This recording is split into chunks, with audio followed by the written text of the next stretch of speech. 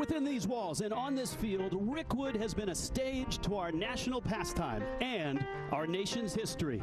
The arrival of baseball to the South, the barnstormers of spring, the incredible saga of the Negro Leagues. All of that amidst the stain of segregation. Rickwood has seen it all, felt it all. The immortals have all been here, the game's very best. Cobb, Ruth, Gehrig, Josh Gibson, Satchel Paige, Cool Papa Bell, and Jackie and Willie, Aaron and Mantle, Oscar Charleston, a pair of Bucks, Leonard and O'Neill, Bench and Banks, Campanella and Kaline, even a big unit.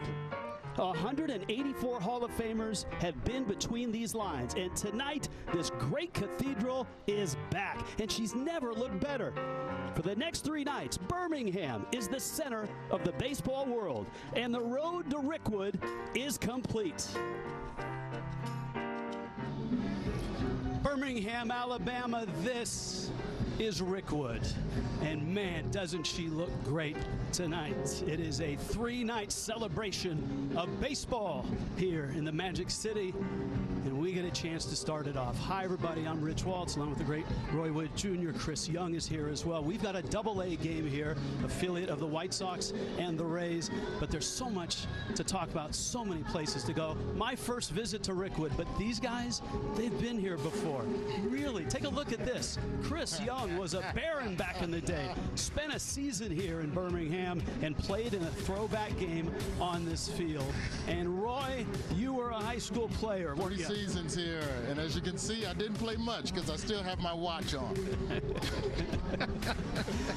Oh man, this is going to be a lot of fun. Look, see why when we stepped on the field, there's something magic about this place. A lot like Fenway or Yankee Stadium. Yeah, it feels like I'm walking onto Fenway. If I had the opportunity to walk on Comiskey, I'm sure this is what it would have felt like. And I feel like every player that I talked to today, every manager that I talked to today, they feel the history, almost like you feel the ghost of the legends here on the field, and you understand the importance of what Rickwood Field is. So I'm happy to be here. You grew up in this city. You grew up around this ballpark. Did you ever think that Major League Baseball, of course, Thursday night, you got the Giants and the Cardinals, would be here? We never would have thought that this would have happened here in the city of Birmingham. This is the oldest professional park in the country. So to be able to see that be acknowledged on a larger scale, while at the same time being able to take a moment this week and pay tribute to the men and some women at the time who came through this field. We're talking about Hall of Famers that took the field here. So to be able to take a minute, slow down, and say thank you to them and just pay tribute to them, it's a beautiful thing. And I'm excited to be here with you all tonight and do what I did in high school. Not be on the field playing baseball and just watch other people who better than me.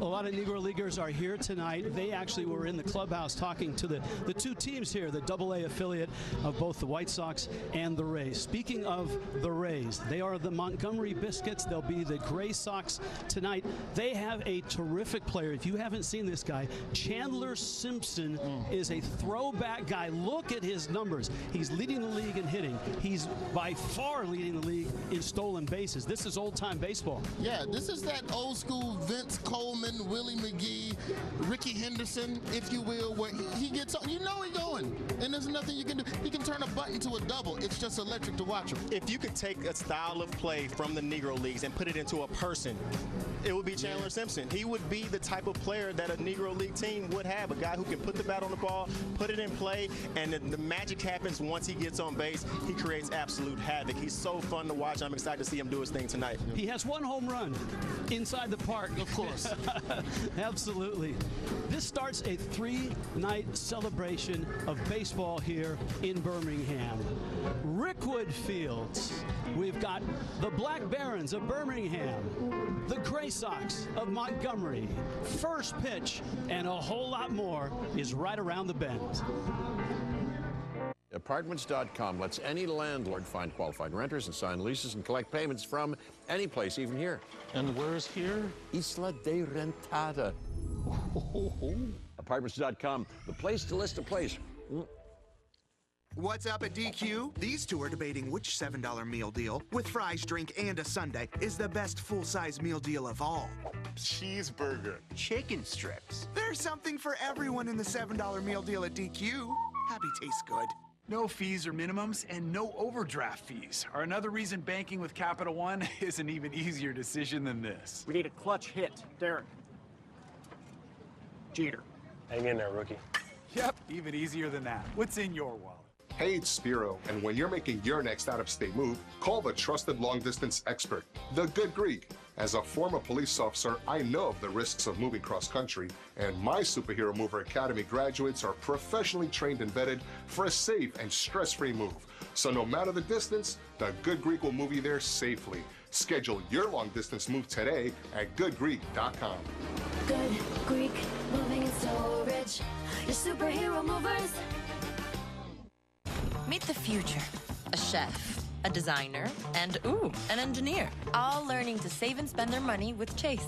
The chef's cooking up first with her new debit card. Hungry? Uh-huh. The designer's eyeing sequins, plaid. While mom is eyeing his spending. Nice. And the engineer?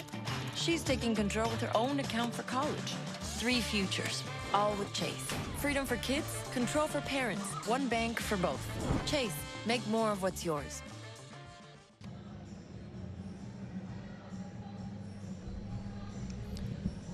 In 1910, that building was not here. This building was here. The very first year of Rickwood Field was 1910. It's 114 years old. Cost them $75,000 to build this. Let's dive into some lineups. The Gray Sox, or the Biscuits, if you will, of Montgomery. Speed at the top, Chandler Simpson, one of the top prospects in all of baseball. The shortstop, Carson Williams. Bob Seymour, Dominic Keegan, Nick Schnell. Kenny Piper's in the 6th spot. He's the DH. Tanner Murray's at third base. Drew Baker's in left. And Jalen Battles is at second base. We go back up to the top of the order. Chandler Simpson, moments ago, our Roy Wood Jr. caught up with him. Chandler Simpson, outfielder for the Montgomery Biscuits, the Gray Sox today. First off, congrats on the great season, man. What does it mean to get the call up to AA and then still to overperform at the next level? Best batting average across anybody paid to hit a baseball. Most stolen bases over anybody paid to steal bases. How does that feel? It feels great. It's just a test of all the hard work I put in and stayed down, stayed motivated, prayed up. And I'm just blessed for the opportunity to continue to play this game at a higher level. Now, when you look at this field, now you played a little bit of college ball here at UAB, and I know sometimes you overplay Miles College, and you will play them over here at Rickwood. Compare the field now to what it was then when you were playing a little bit at UAB before you transferred over to Georgia Tech. Oh yeah, it's like black and white, night and day. They redid the field up. They invested a lot of money into this, and they made it look nice for the events this week. When we talk about being black in baseball, who were some of the people that you idolized and watched growing up? Who were the players that grabbed your attention and inspired you to stick with this sport? Because I assume if you're good at baseball and the way you're running, I know you was recruited for wide receiver somewhere. Who were some of the names that inspired you to stay and keep your toes down in this sport and not go to something else? Yeah, the older generation, Jackie Robinson, Willie Mays, Hank Aaron, people like that. But I recently, like the base sailors, Ricky Henderson, Billy Hamilton, D. Gordon, people like that. Just it's like looking in the mirror, so I can just mirror their game and then hopefully have a successful career like them. Well, you look like you're about to pull up Willie McGee and Vince Coleman together numbers. Now, lastly, what can we expect from you this season? Can we expect over under 2 home runs? Because we know right now you got the 1 home run. Yeah. Looked like it was supposed to be a double. Ended up a home run. What's your over under on home runs for yourself this year? Over on 2. I'm gonna bet on myself. I'm gonna go with the over on the 2. Okay. Even if it's exact 2, but I'm gonna take the 2. So. Chandler Simpson, good luck to you tonight. Yes, sir. And congratulations on a great career so far. Thank you. Yes, sir. Thank you, Roy. Terrific job down there. And yeah, he's the leadoff hitter. We'll see him right away. We'd like to welcome our play ball participants who are here in the ballpark, courtesy of Musco Lighting. Rickwood Field, this entire community, see why? From the hotel to the downtown to the neighborhoods, Rickwood Field signs up. This community has really embraced this event, and there's a lot of excitement for these next 3 nights. Yeah, the entire community has been extremely amped up for this entire week leading up. Even my Uber driver heading up to the yard today. He gave me a full history of Birmingham, showed me all the best restaurants to go to, told me how the city was excited about this event, and you know, this AA game tonight is really kicking it off. Yeah, see those dugouts, those are Major League dugouts. Major League Baseball's worked on this field tirelessly over the last 8 to 10 months. And here we go. Jairo Iriarte gets the start for Birmingham. And Iriarte, 22-year-old Venezuelan. He's third in the Southern League in strikeouts. Originally a Padre, came over in the Dylan Cease trade. And he's putting up some decent numbers this year. And that says a lot about what the White Sox see in him. For you to give up Dylan Cease, like when you have the White Sox who are clearly rebuilding, when you have these trades that go off and you're giving away your big top-notch guys, the return that you get for these players have to be guys that pan out. So Iriarte is going to get every opportunity to go out there and be successful. But I'm excited to see this upper 90s fastball today that he can feature in that slider and changeup as well. Yeah, this Birmingham team has a lot of good arms, especially in their starting rotation. He can get to triple digits.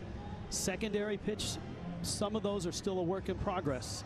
The Padres had him as a closer at one point, and the White Sox like him starting the ball game. You know what? This guy actually identifies like what I think about when I think of my minor league pitching. When I think about myself facing guys at the lower levels, there's plenty of guys out there throwing 98, 99 miles an hour, but they don't have full control of the zone yet, and sometimes that makes them a little more uncomfortable when you step in the box, because so when Chandler Simpson comes out here right now, you can't be overly aggressive on first pitch because you have to make sure that he's going to control the zone today. And here he is, Chandler Simpson leading it off. Carson Williams behind him's got power. Bob Seymour behind him has power. The Gray Sox, or the Biscuits of Montgomery, AA team of the Rays, they have had a terrific run. They've been to the postseason 8 consecutive years at the AA level. Birmingham, the White Sox AA team, has not been to the postseason since 2013, and that's a fastball, and it's high, and we're underway. It is 1-0. The good news, though, for the White Sox is that their AA team's magic number to clinch the first half title is down to 4 with 6 games to play. That's rolled into right, and just like that, we get to watch Chandler Simpson on base. And that was beautiful to see. Nice little easy swing. Here's a guy who's almost going opposite of the new wave of baseball as far as trying to get the ball in the air. He's trying to hit the ball on the ground and use his legs to his advantage. So I'm curious to see how he's able to read Iriarte, how many pitches it's going to take for him to take off. The thing he has, CY, that most speedsters don't have, he has a high on-base percentage and a high batting average. He's at first. Same rules apply in AA.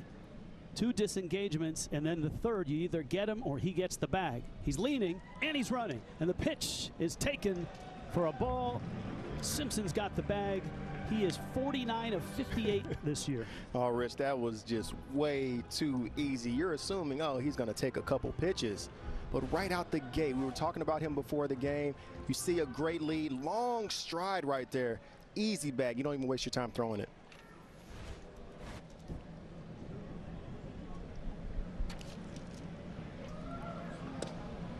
Now Carson Williams at the plate, and he'll take a strike. And it's a ball and a strike. Carson Williams is one of the top prospects, not only in the Rays system, but in any system. A young shortstop, just 20 years old. Out of Torrey Pines High School in the San Diego area. First-round pick. Some projected him as a pitcher, not the Rays. You're talking to Kevin Boles, manager, before the game about Carson Williams. I'm happy he's in the lineup today. He missed a few games because I believe he was hit on the hand. So I was hoping that we were going to get an opportunity to see him play today. Shortstop, dynamic player. He said he could be one of the great ones of the future. CY, how much are you as a base runner? And there he goes. On the way, the throw, not in time. We played 3 minutes and he has 2 stolen bases, Roy. Now, as I was saying, as a base runner, how much are you looking, how much studying of the pitchers do you do that you're going to face? Or the AA level, is it just about perfecting your own technique? No, you know what, Roy? He's way faster than I was, and I've called myself a decent base stealer. And I actually talked to him about that before the game to see, is he reading pitchers? Is he just running on everybody? But he says he's a student of the game. He wants to go out there and not just steal bases, but be really successful at stealing bases and not getting caught too much to show that he can do it at the next level. So I think he understands the pitch times home. If a guy is a 1-4, 1-3, 1-4 to the plate, that's an easy bag for him. That's a breaking ball outside. Full count now to Williams with Simpson at third, just underway. Double-A matchup, Rickwood Field. The playing surface is like walking out at the very best Major League park. It reminds me an awful lot of Dodger Stadium, just walking it yesterday. It does, it does. It's a beautiful place, special place. 3-2 coming. In the air. Oh, he's tagging up from second base right here. He is going to tag. Simpson's tagging. The catch by Baldwin, the second baseman. He'll hold at third. And Iriarte has his first out. Bob Seymour, the number 3 hitter, coming up. Yeah, Roy, you were talking about Vince Coleman before the game, man. That's probably the fastest guy that I've seen step on the field. I know most people will say Ricky Henderson, but I would argue maybe Vince Coleman was just as fast, if not faster. Well, I know, CY, you had a chance to talk to Kevin Boles about him and get the comps, because Kevin Boles, the skipper, has been in the minor leagues, been managing for about 25 years, and he has seen a lot of talent. Here's Seymour now, and he swings and misses. Well, when you see him, the first player that any baseball person, when you see him, you think of Billy Hamilton. When you see Billy Hamilton put the ball on the bat, run the bases like crazy, and I asked him if he reminded him, if Chandler reminded him of Billy Hamilton, and he said, actually, I think he's faster, which is crazy for me to hear, because I feel like Billy was the fastest player I've ever seen in the game for walk on the field. And also, if you look at Vince Coleman and some of those clips from the Cardinals in the old days, he wasn't taking the leads that these players are taking today. That's true.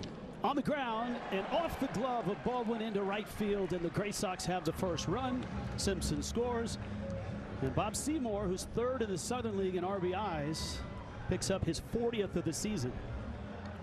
So what I love about this entire series of events right here, Rich, is that this shows the direction that the game is moving for the future. Speed literally created that run right there. Without the 2 stolen bases, the infield isn't in right there. That ball is a ground ball out to second base. But when you have a guy at the top of the lineup who can run the bases like him, it ends up helping everybody else in the lineup, because now Seymour gets a base hit because Chandler's on base. So he should get him a steak dinner or something for that. Dominic Keegan at the plate now. Keegan, a former Vandy catcher, was not the everyday catcher when they won a national championship, and kind of traded off catching and playing first base in the years following. And the Rays will have Keegan catch.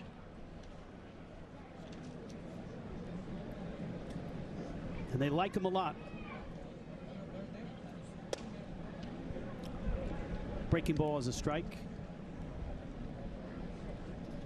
Yeah, what you do see in Double-A is that if Iriarte was in rookie ball, these are all fastballs right now. Once you get to Double-A, pitchers have to prove that they are able to control at least 2 pitches around the strike zone. It's probably been about 10 to 15 years now that the most talent in terms of raw talent and the best prospects are in Double-A. I think Double-A is the most competitive level in the big leagues. You have a lot of young prospects who are knocking on the door, moving up through the rankings fast. And I think they're one step above the AAA players. The AAA pitchers may be a little more polished on the mound, but when you're talking about pure young athleticism and the guys of the future, you think of Double-A baseball. AAA, you think of the guys that are getting sent up and down all the time. That one's drilled to center field. Jacob Burke is after it, and it's over his head and off the wall. Big Bob Seymour's lumbering into third, and that's as far as he'll get. And Dominic Keegan jumped all over that. And Montgomery is set up at second and third with 1 out. The wind is kind of breezing in from center field. Yeah, another breaking ball right there. Keegan doing a great job driving that ball. And then Jacob Burke in center field, not showing him a lot of respect on the power. Was playing him a little shallow right there and got burned in center field. But I admire a center fielder who plays shallow. I admire taking that challenge. If you were to grade the uniform so far, the Montgomery Gray Sox looks great. The Black Barons of Birmingham and Roy Wood Jr.'s outfit. Tonight? I'm going Roy all the way. I'm going Roy all day, man. Roy had multiple fits that he was able to share with the entire group. That's how you know he's a true fashionista, is that he's able to have multiple options. So he may do a wardrobe change around the 3rd or 4th inning if we don't watch ourselves. Schnell into right field. That's a hit. Seymour will score. Keegan will stop at 3rd. And Jairo Iriarte is getting knocked around here in the 1st in Birmingham. Schnell's having one of his best minor league seasons right now. I think the most important thing to point out about these throwback unis for both the Barons and the Biscuits is that they are not wool as what they formerly were in the Negro League days. Hey, Roy, I played in this game in 2005. You don't even have to go all the way back to Negro League days. I played in this game in 2005. We had the real deal wool. So I'm a little jealous that they're giving these guys this breathable, nice breathable fabric in this beautiful baseball field. You should have played sick. You should have told your skipper that you had a stomach virus. And it wasn't a cloud cover today I was playing. I promise you that.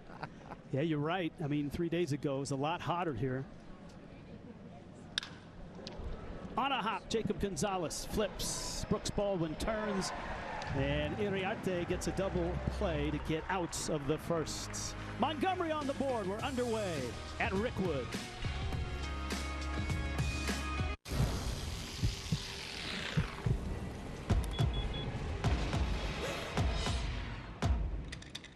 Nothing scary about Energizer Ultimate Lithium, the #1 longest-lasting AA battery.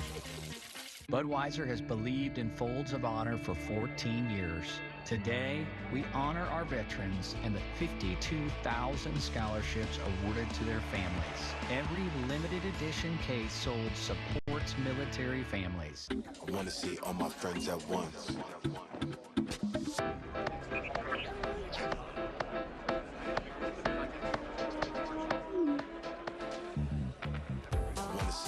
Friends at once. I want to see all my friends at once.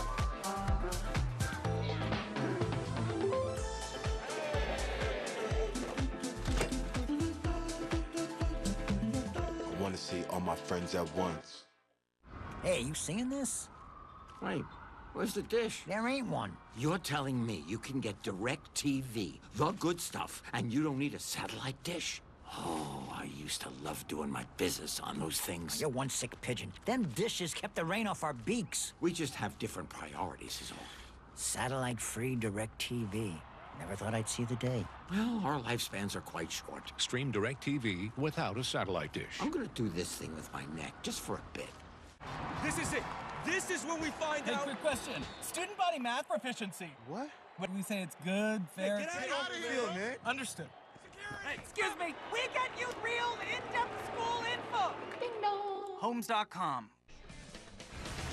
Back in Rickwood, and here come the Black Barons. Birmingham's lineup, they're 39 and 24. Terrell Tatum can run as well, top of the order. Jacob Gonzalez sits short. Brooks Baldwin at second. Edgar Quero is a slugging catcher. Tim Elko, player of the month in the Southern League at first. You got Varys, Burke, Womack, and Matthews. And Cole Wilcox gets the ball for the Gray Sox. He throws a strike.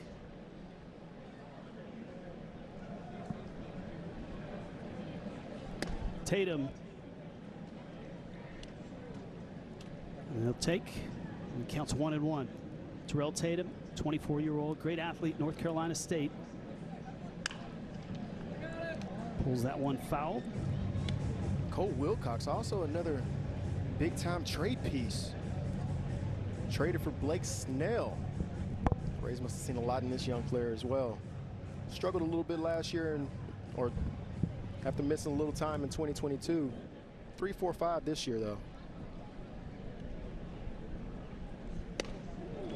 Big swing and a miss, and Wilcox has been getting strikeouts this year. He gets one here to start things. Scouting report on the scouting grade. 20 to 80 is the scale. Fastball 55. Slider's his best pitch. The changeup a work in progress, and control. Seems like just about everybody at this level is still figuring that part of it out. Yeah, but when you dig into his numbers, he's quite the opposite of Iriarte in that he doesn't have crazy strikeout numbers, but he also has a really low walk rate. So he's going to be a guy who's around the dish. He can throw strikes. So if you're a hitter, you're going out there being aggressive against him. Jacob Gonzalez fouls one over the roof and out of play and into this vast expanse area beyond the third base line where they have all kinds of stuff. Concession stands, a bandstand, stages, all of it for tonight, tomorrow, and of course the Giants and the Cardinals on Fox on Thursday night. Man, it's a great environment here. When you're walking to the field, you see fans flocking everywhere. You see activities for the kids. You see a musical stage where I know things will be going on. You see baseball. Tanner Murray, way over from his third base spot, fires to first. And Wilcox has the first 2 outs of this inning. Brooks Baldwin coming to the plate. Also, in that area out there beyond the third base side where it's kind of like a carnival, kind of like a concert, there are pieces of Negro baseball history out there as well. I'm not sure if it's a replica or it looks like it's something that's been completely just renovated and redone. Baldwin after the first pitch, and Schnell is under it and makes the catch. That's a quick 1-2-3 inning for Cole Wilcox. The Gray Sox a 2-0 lead. To the second we go. Imagine an AI-powered collaboration platform that helps teams do more. Welcome to Zoom Workplace. Do people here spend time crafting their chats? Not me. Right like the Wind AI companion. Long voicemails magically become concise task lists. Boom, boom. Oh no, who took notes in this big meeting? Summarized with AI companion. She's a pro. All on one AI-powered platform. It's Zoom Workplace. Ever wonder why Kit Kats are so delightfully crispy? There's your answer. 1, 2, 3. Tasty wafers covered in creamy milk chocolate. Isn't it nice wafers are having their moment? Have a break. Have a Kit Kat. Delight in the moment with chocolate frosted donut. But wait, there's Marco's! Turn up the heat with Marco's new fiery pepperoni pizza for just $8.99. With our new 3-pepper spicy cheese blend and crispy cupped pepperoni on an always golden crust. Try the whole fiery flavors menu for a limited time. Michelin innovates on the road and far beyond by manufacturing prosthetic leg belts that allow for greater flexibility of movement. Michelin, motion for life. Camila tried the new scent of Gain Relax Flings, and it changed everything. Hey, Dave, don't knock it till you smell it. New Gain Relax Flings. Long before Aaron in Atlanta, before Jackie stole home, there was Satchel, Cool Papa, and Willie at Rickwood Field. Baseball returns to its Negro League roots in the oldest professional ballpark in America, Thursday on MLB Network. Welcome back to Rickwood Field. We take a closer look at the history of baseball in Birmingham, presented by Nationwide. Notable Hall of Famers to play at Rickwood Field prior to 1964. I mean, look, there are so many names. 184 Hall of Famers have played on this field. 44 Negro League Hall of Famers have played on this field. And a good number of those guys are natives of this state. Obviously, Willie Mays will be celebrated on Thursday night. He was a Black Baron at the age of 17. Yeah, you see so many legends right here who were able to step foot on this exact same field, just like we were talking about in the Open, Rich. When you think about the history of this field and how long it's been here, you have the amazing Negro League players that played here, but then you have Babe Ruth who played here. You have so many legends. I mean, the list literally goes on and on and on. Bob Gibson, Josh Gibson, but then Tom Glavine. Yeah. It's so many legends that have stepped foot and that Rickwood has been a part of their lives at some point. As a baseball player, you come up through the minor leagues, you play in all these different cities, but for everybody to have the opportunity to all come to Rickwood Field on their way up, it's amazing. And there's different waves, right? The Barnstormers that came with their teams out of spring training, guys like Gehrig and Walter Johnson and Babe Ruth and Ty Cobb and all that. And then teams as well. Liner and into left center. That's a nice hit. Good swing. Keep going. And it's Tanner Murray on his way to second. That's Murray. You gotta go. You gotta go. A double to lead it off in the second. Tanner Murray out of UC Davis, who's had a really good start to his season here in Double-A. I mean, the list, come on, the list is still going on right now. I know. We're all but look, I mean, so like Johnny Bench, the Robinsons, Frank and Brooks, Kaline, Killebrew, Banks, Yastrzemski, all the guys from that era of Clemente, DiMaggio, Mantle. The last two Hall of Famers to play here, Randy Johnson. Okay. There's one other. Larry Walker. Larry Walker. There he is. I mean, that tells the Good story timing. of Rickwood, though, from how long this field has been here. You're going back to 1910.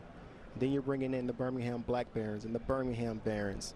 And then you're seeing integration happen right here in this field. You see the stadium that's segregated when it starts, and then you see it transform into a game where you have everybody sitting together, all surrounding the fact that baseball is what brought everybody together. I mean, that's a beautiful thing, and it all happened here at Rickwood Field.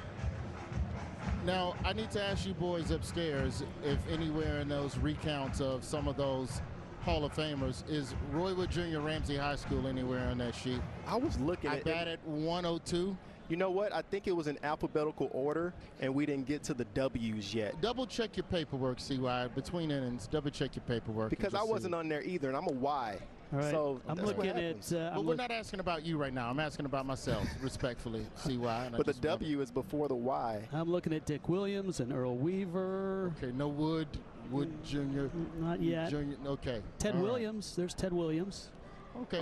Onus Wagner. Onus Wagner as well. Drew Baker's up, and it's a little roller up the middle, out into center, holding at third. Nice job by the shortstop Gonzalez to get on the ball. Roy, why are you wearing the watch? What kind of watch is that? Listen, it was the first year of Timex Indiglo, okay? And that was, I think that picture is junior year, 1995. And somewhere around there, if you had a Timex that glowed in the dark, that was the Apple Watch of the era. No, I think that's the calculator watch. You remember the calculator watch, Okay, Roy? now you're being insulting. Jalen Battles at the plate.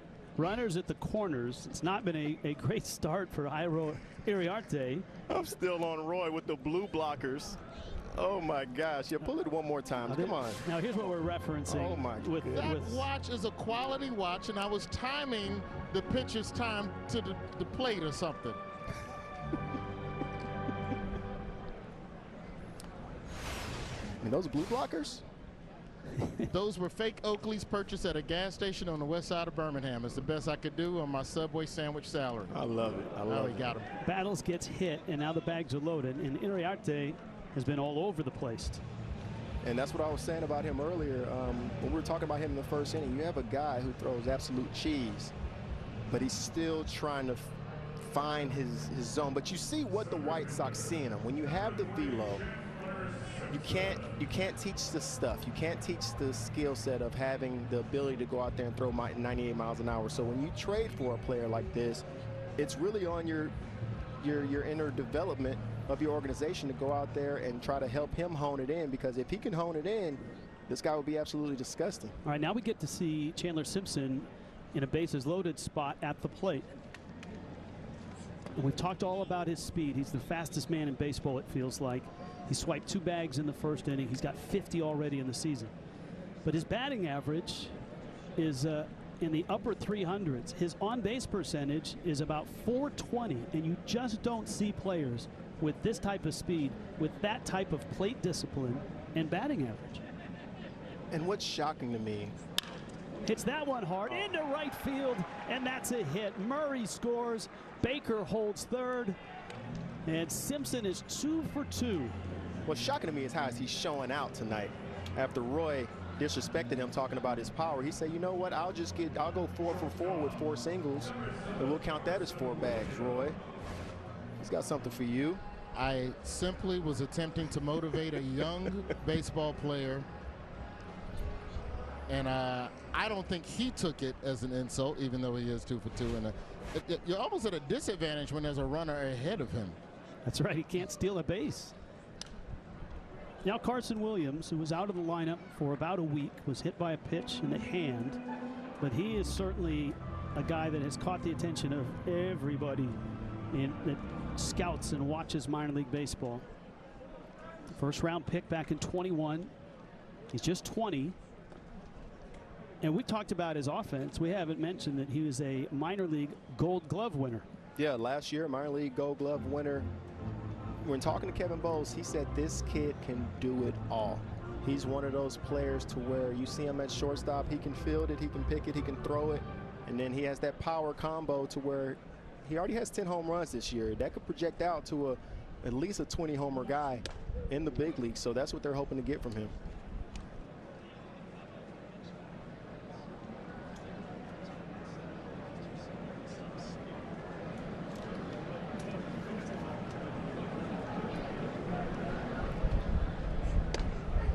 That pitch misses in, so you got the bags loaded. You got Williams, who has 10 home runs, 15 doubles, and he's sitting on a 3-1 pitch. Oh, he's got to be sitting on a 3-1 fastball right here. If he throws you a slider, hope he hangs it, but you stay on the heater right here and be aggressive. Ooh, that ran in. That was nasty. If he can throw that every time, he would be just fine. If you can get a fastball that's running like that, that's what you see in the big leagues. When you're watching on TV, you see guys throwing 97, 98. They're getting that type of run. It's mind-boggling to me. 3-2. And he missed with a breaking ball and walks home a run.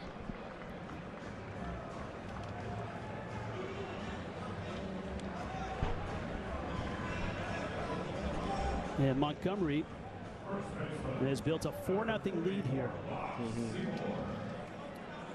And what you do appreciate at this level, and I think it teaches you a lot about what you have in your system. Even if I'm the big league team, if I'm the White Sox, and I'm Sergio, the manager of the Birmingham Barons, Sergio Santos, this is where in the big leagues, maybe you're getting somebody up, maybe you're getting him out of the game before it gets out of hand because your main focus is about winning the game.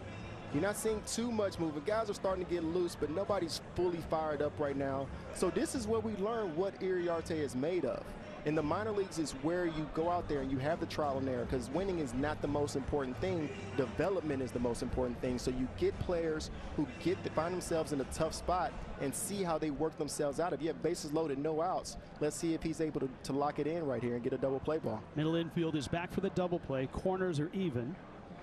And here's Seymour lined a single back in the first to drive in a run. Has another, it's in and out of the glove of the first baseman, out at first on the force, and the run is going to score. The runner at first, I believe, is safe. The runner coming from home plate was out because they stepped on the bag after dropping the ball to get the force out. So I believe the runner at first is still alive. Moving all the way to third base is Simpson. Williams, and it was Baker who came across to score. And now the umpires, a trio of them, Elliot Melton, Jalen Goodman, and Trey Jester, will get together. There's a look at the manager of the Black Barons, Sergio Santos. All right, play along with me here, CY. Yeah, what I'm seeing is great base running right here from the runner at first. You see a line drive.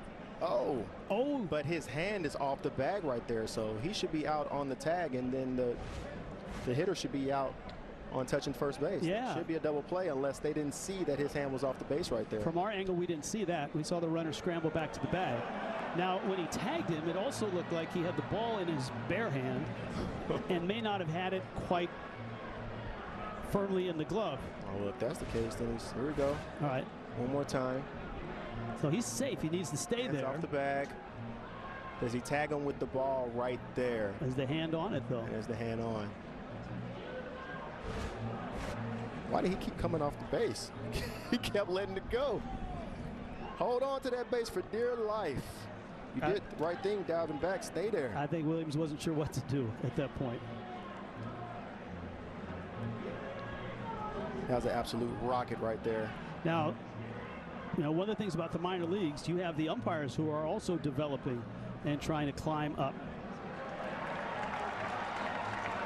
That's a double play because of that tag that we didn't see initially.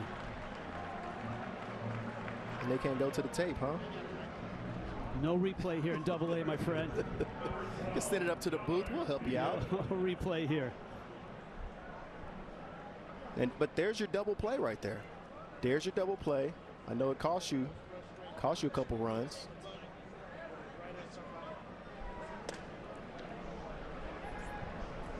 Just cost you 1 run. Keegan now, who blasted a double back in the first.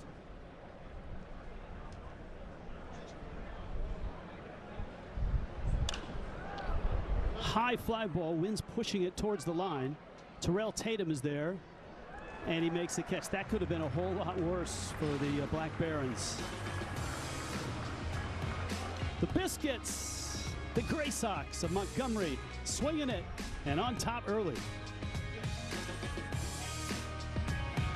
All these games on DirecTV and no satellite on the roof. Think about this. Blue Jays, Cardinals, Orioles. What's missing? The Andean condor? No, walnut brain. Pigeons. They'd rather name a team after socks. To be fair, we're not very athletic. Just about anything belongs on a burger, as long as it has Sargento 100% real natural cheese. Unlike pasteurized processed cheese food, which is only required to contain 51% cheese. That's why all these people only use this. Sargento, we're real cheese people. I knew I couldn't afford a house of my own. Food's here. Okay. So we thought, why not go all in together? That's when buying a home together got real. Where's the cat? Spectrum Mobile's Unlimited Plus plan is even better with free anytime upgrade. You can upgrade to a new phone anytime you want, as many times as you want, for any reason. You can't get that from AT&T, T-Mobile, or Verizon. Get Spectrum Mobile Unlimited Plus for just $25 a month each when you get 2 lines. Now, it's easier than ever to switch to Spectrum Mobile. We'll pay off your phone balance up to $2,500. Plus, Spectrum Mobile Unlimited Plus gives you international roaming in Mexico and Canada. And get even more with free anytime upgrade. Upgrade your phone whenever you want, as many times as you want, for any reason. Get Spectrum Mobile Unlimited Plus for $25 a month each when you get 2 lines. Switch to Spectrum Mobile. We'll pay off your phone balance up to $2,500. Call 866-608-4145 or scan to call now. Rickwood Field, Double-A baseball. Softball tomorrow. Giants and Cardinals on Thursday night. 5-0. Montgomery on top of Birmingham. Edgar Caro, Tim Elko, Wilfred Veras for the Birmingham Black Barons. And down below, Roy Wood has Ferdinand Rutledge. Roy? Yes, so I'm here with former Black Baron from 1962 and 63, Ferdinand Chico Rutledge. Now, you came up, before you got to the Black Barons, we're watching Double-A ball. We know that you came up in the Industrial League, which is where a lot of the steel mill teams had teams around the city of Birmingham. Talk a little bit about what it means to come from that world into the Negro Leagues to where you are here today and witnessing this. Well, before I got to the Negro League, it was a lot of fun. There were some good teams, but it was nothing like playing with the Black Barons. It was just a whole new ball game altogether. You had to play good with less food and ride all night. And that's pretty tough. Yeah, that was a good double right there as well we just missed. Now, when you think about all of the legends that came through on all of the teams that you played against with the Black Barons, talk to me a little bit about, we spoke a couple of weeks ago, you, myself, and Harold Reynolds. Talk to me a little bit about what it was like when Satchel Paige came to town here in Birmingham. Well, Satchel Paige came to town. We were young men. Satchel Paige was old, and we called him old. That's the biggest mistake we made right here at Rickwood. He said, well, young fella, I'll be back here on Labor Day. That's 58. And I'm going to pick that ball up and put a poster stamp on that plate, and I seen him do it. He threw sidearm, and we should have never called him old. That made him mad. I thought just an old man about my height coming through there and walking. He gave me a pair of shoes because mine was about to walk. And I don't know what it is. I went into the army And I know what Mama did with them. She had that shoe. Yeah. She had signed them and gave them to me. They fit. Because I had cut the spike down so low, somebody bunted the ball, and I come down to get it, and I failed. When I failed, he said, boy, let me see your spike, little fella. I fouled them all, because I don't want to get hung up around that dirt. Now, with everything that Major League Baseball has been doing, not just this week, but over the last couple of months or so in regards to the lead up to this game and honoring the Negro Leagues and the contributions they made to the game of baseball, what does it feel like to finally have that recognition, or to have that, and, you know, the conversation around the pensions, the conversation around Negro League stats being elevated to the Major League level? What is all of that recognition? How does that make you feel? That make me feel real good, because I never thought this day would come. We were dead in the water until they come along and started this program, and we got hundreds and hundreds of baseball players already dead. Would love to see this day. And I happen to be one of them that's still alive. All of us is in the middle 80s and close to 90, and we are 70. So that's when I say, I never thought this day would come up and you'd call, ride me around and give me food. And we only had $3 a day to eat with. And some days we didn't have nothing if it rained. So wait, you only got the food money if it was a rain out, y'all didn't get, because y'all got paid off the door, off the tickets. Oh, Lord. Paid off what though? The folks up front. The money got to get to the back. Now you figure it out. It didn't never get too much back. That's what we were. Oh, baby. Now, we were talking a couple of innings ago about the pavilion that's going on outside the game as well. And in addition to the concert and the kind of carnival and the food atmosphere, there's a lot of old Negro League memorabilia out there, including I'm not sure if is it a replica or is it a refurbished Black Barons team bus that you all sometimes used to sleep on. What is it like being outside and seeing some of the old memorabilia as well? Oh, that's beautiful. We never thought about do that much for us. We just walk in a ballpark, got a low mound and no backstop sometimes. Well, but we can make a living at with a crowd. That's what we hung out at. Yes, sir. Well, thank you, Ferdinand Rutledge. Great slice of history here at Rickwood.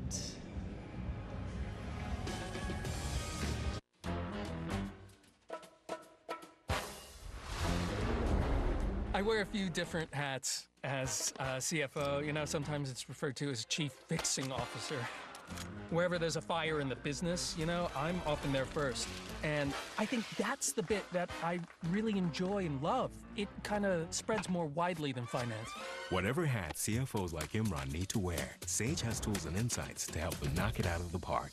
Sage, helping business flow. It's so easy to get your windshield replaced using SafeLight. Tell the people why you haven't done it already, my man. It started off as a chip and grew into a crack, and it just keeps going. So what do we do now? I went ahead and scheduled an appointment online at safelight.com. Told them to meet us here at the beach. Let's get started.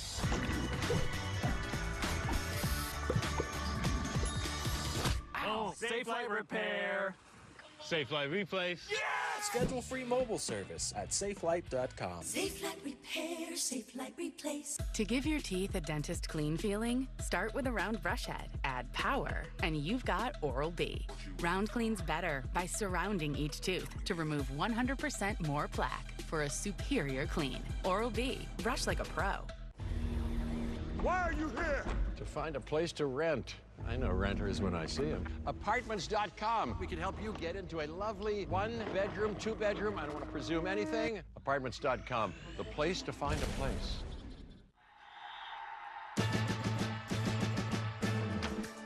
When your child starts getting into everything, you may need a little help. So Duracell created the only lithium twin batteries with a bitter coating to help discourage swallowing.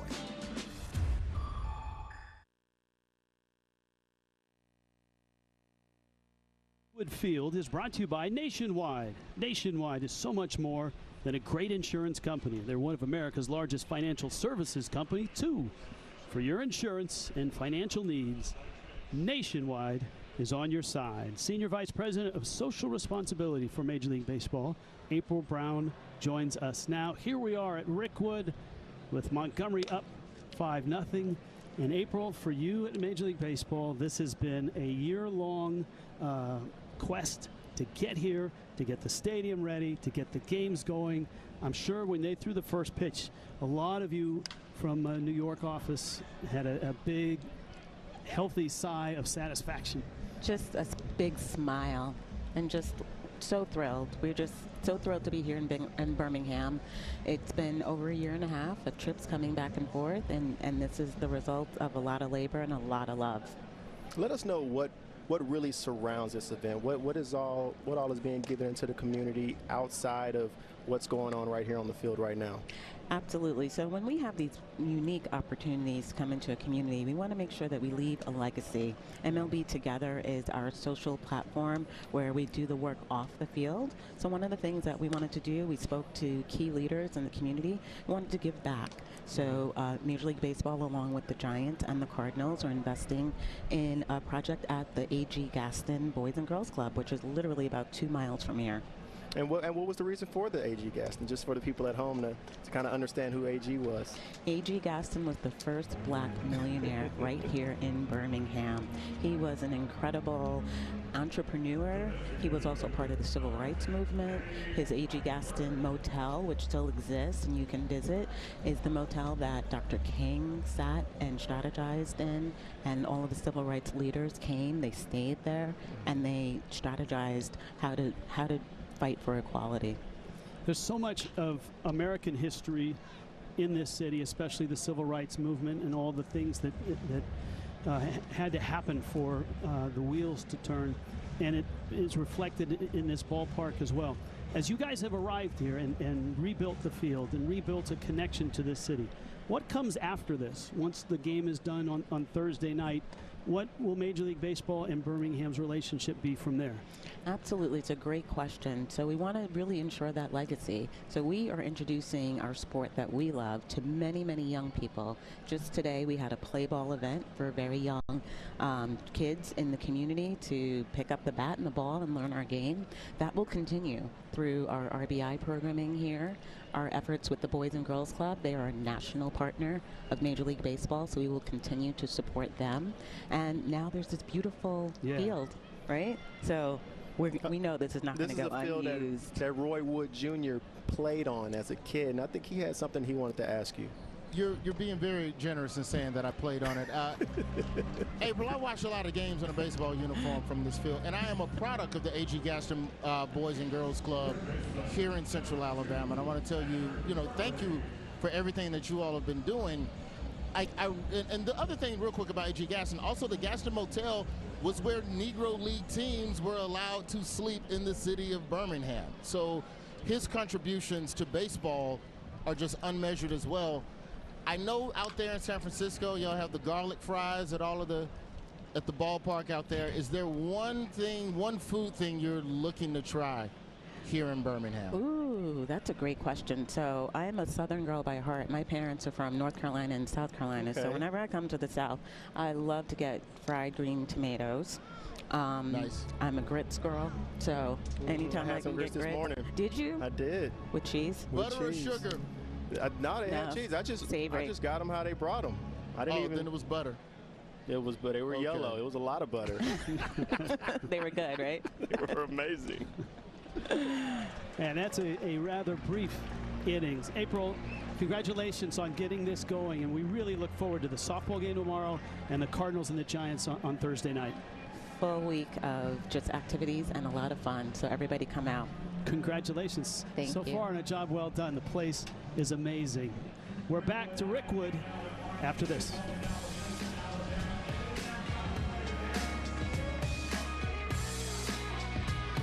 Hey, you seeing this? Wait, where's the dish? There ain't one. You're telling me you can get direct TV, the good stuff, and you don't need a satellite dish? Oh, I used to love doing my business on those things. You're one sick pigeon. Them dishes kept the rain off our beaks. We just have different priorities is all. Satellite-free direct TV. Never thought I'd see the day. Well, our lifespans are quite short. Stream direct TV without a satellite dish. I'm gonna do this thing with my neck, just for a bit. Looking for the perfect grill? Find yours at Ace, where the perfect grill comes with free assembly and delivery. Find a Weber, Big Green Egg, Traeger, or Blackstone and get the one that's right for you. Only at your local Ace. Ace is the place with the helpful hardware, folks. Joe Kelly here. Come see why Gator Chrysler's been your #1 choice since 1973. Our sales team will get you into the ride you want at a price you can afford. During our Make This the Summer of Jeep sales event, qualified buyers could purchase select new Jeep Wranglers for up to $5,000 off MSRP. And we're going to make your sales experience safe, comfortable, and fun. Come join the Gator family. We are determined to make you a satisfied customer for life at Gator Chrysler Dodge Jeep Ram. You got to get the Gator. I was hit by a careless driver while I was out riding my Harley, and attorney Dan Newland got me a check for $575,000. I was in a bad wreck, and attorney Dan Newland got me a check for $550,000. And I was in a wreck, and attorney Dan Newland got me a check for $325,000. If you've been involved in a car accident, I'll fight hard to win big for you too. Call me at 407-888-8000. Rickwood Field, an enduring legacy, is brought to you by T-Mobile, celebrating heroes of the game and championing change for the future. We are stronger together. When you think about the history that Alabama has with baseball, obviously Willie Mays, but from my hometown, just right down the road, Satchel Paige, Willie McCovey, Hank Aaron, Ozzie Smith, and Billy Williams. When you grow up in and around here, you certainly know of the rich baseball tradition, none greater than here in Rickwood Field in Birmingham. At Rickwood right now, it's a AA game. Tampa Bay Rays AA affiliate in Montgomery. The Biscuits, they are the Gray Sox tonight. And shot into right field. Jason Matthews with the base hit for the Birmingham Black Barons. They're the AA team for the Chicago White Sox. Matthews in the 9 spot with a base hit here. Top of the order, Terrell Tatum, Jacob Gonzalez. That's Cole Wilcox on the mound. He's been sharp. He's given up just 2 hits. Was able to get out of that second inning with runners at scoring position at second and at third. Got a hard line drive out from Alsander Womack. And up to the top of the order, Tatum, great speed. He struck out back in the first.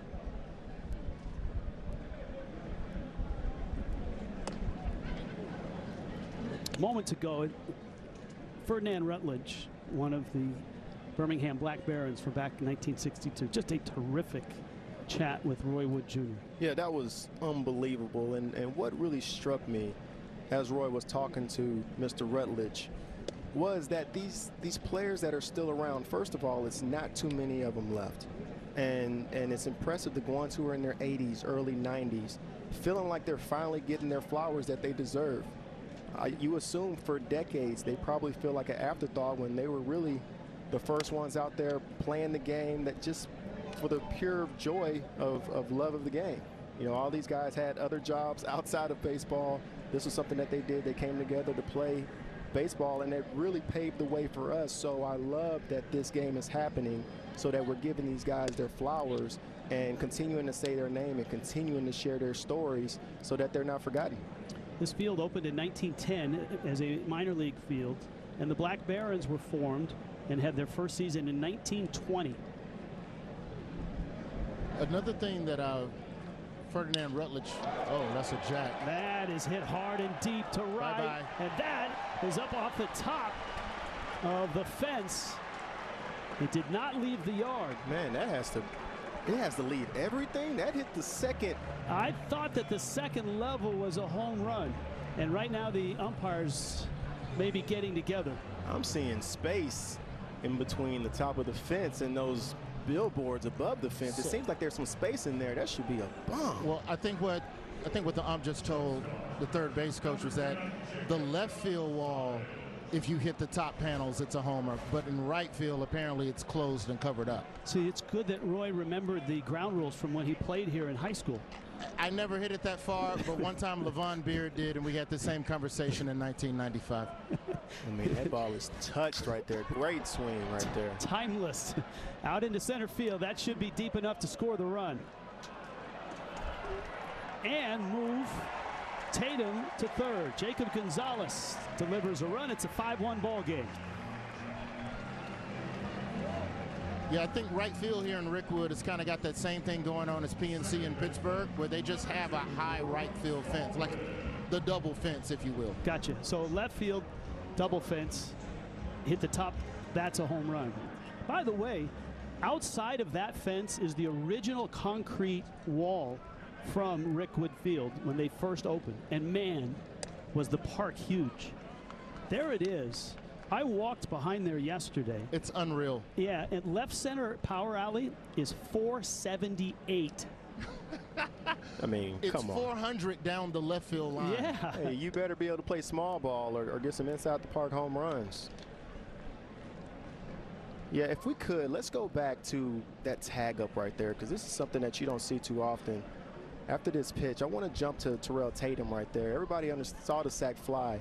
But to see him tag up from second base right here on a ball to center field, he takes off and he's running and he's watching the ball and he sees that it's offline and he literally outruns the ball. That is such head up base running right there for him to be able to acknowledge that he was able to beat the throw right there. Because you take off and if you see the ball on line, he's able to break it down and go back, but he saw he could run that ball out. That was very impressive about Terrell Tatum. And for the White Sox and the Black Barons, Tatum kind of similar, although not as accomplished as Simpson, in that he can really run at the top of the order. He's got 20 stolen bases. And Brooks Baldwin works a walk. That's going to bring up Carroll, the Black Baron catcher, who doubled back in the second. When you see the type of players who are in the minor leagues, the guys who are going to get called up, you're seeing how teams are valuing the guys who can run bases again. We went through this era of, hey, if you didn't have power, you didn't really have much value in the major leagues. And now you're seeing players like Chandler's, players like Tatum come and get the opportunity to play, and they show if we can get on base and we can steal bases and use our leg to our advantage, there is a place for us in the big leagues, and you have a full array of types of players that are going to be in the big leagues. We had a pitch clock violation. A strike has been given. Edgar Caro is up, and Caro takes in, and so that's going to even the count at 1 ball and 1 strike. This guy can really hit. He came over in a trade from the Angels. At one point, he was the number 3 prospect for the Angels. He's done nothing but hit since he's arrived with the White Sox organization. That's safe at first. Baldwin diving back in. Yeah, I think this guy could potentially be the catcher of the future. When you see what he's able to do, he's already leading his team with 11 home runs. His first at bat, he hit a line drive down the left field line, just out of the reach of the left fielder. But this guy is an all-around hitter, and I think he's going to get that opportunity if he continues to play like he is. You know, I know you're probably similar to me. When you see a guy like this, you want to see his numbers throughout. What has he done? How does he profile? Does he have power? One of the things that I always look at right away is on-base percentage. Does he have command of the strike zone? His career minor league on-base percentage is .401. Is that good? You like that? Yeah. I see 2022 California League MVP. So this is not his first time having a good season. This guy is an all-around great player, played in the Futures game last year. Normally when you play in the Futures game, you're starting to knock on that door. You know, the Angels put him in the Lucas Giolito trade, and when they saw him in spring training, some didn't recognize him. He lost 20 pounds. He all of a sudden got a little more serious about conditioning. He's just 21. He's Cuban. Yeah, I think that's just awareness of a player, of understanding where their flaws are and where they can get better. For some players, it's going home and gaining weight. Other players, it's going home and losing weight. So that's all about knowing where you had any kind of flaw and proving to the team and yourself that you know what you need to do to get right. That's a base hit into left field, and that's another run for Birmingham. And that is just a great piece of hitting right there. 2 balls, 1 ball driven the other way. And then the second time showing that he can shorten up when need be and shoot the ball the other way for just a single. It's a great piece of hitting. That's a professional hitter right there. And you see a ball tailing away from him. He's able to stay down through it, stick with it. And sometimes you just got to go out there and take your knocks. And a mound visit here. Dominic Keegan wants to chat with Cole Wilcox. Wilcox, Tommy John surgery back in 2021, and it was late in that season, so 22 was kind of a wash.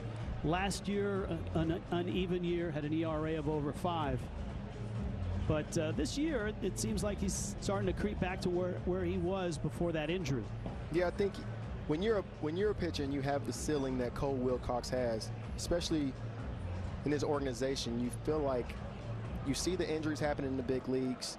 You feel like you're knocking on the door. You start to pay a lot of attention to every single outing you have. And if you can show that you can control the strike zone and stay out of big innings, that's how you get that opportunity. High in the air, not a lot of foul ground over there. They've not only improved the field, they also improved a lot of the seating, adding seat back chairs from behind the dugout. This ballpark was built in 1910, and as they've renovated it, they've added bits and pieces. In fact, some of the seats are actually seats from the old Polo Ground in New York. I think they still had New York labels on them. They did. That's a line drive, double play at second. So Elko lining. Williams got it to Bates just in time, and the inning is over. But 2 runs here in the third for the Black Barons. In Birmingham, in Rickwood, 5-2 ball game.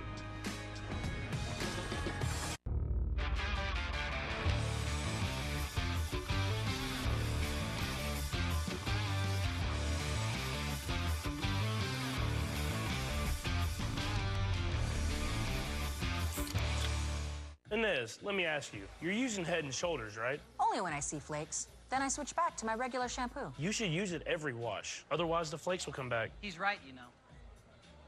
Is that Tiny Troy? The ingredients in Head & Shoulders keep the microbes that cause flakes that big. Microbes, really? They're always on your scalp. Little rascals. But good news, there's no itchiness, dryness, or flakes down here. I love Tiny Troy and his tiny, gorgeous hair. He's the best. Make every wash count. Little help, please? The Bike Riders. Can't have those colors on in here. You'd have to kill me to get this jacket off. It's electrifying. 4 stars. A must-see summer movie. You're scared of us. The Bike Riders. Rated R. Only in theaters this Friday.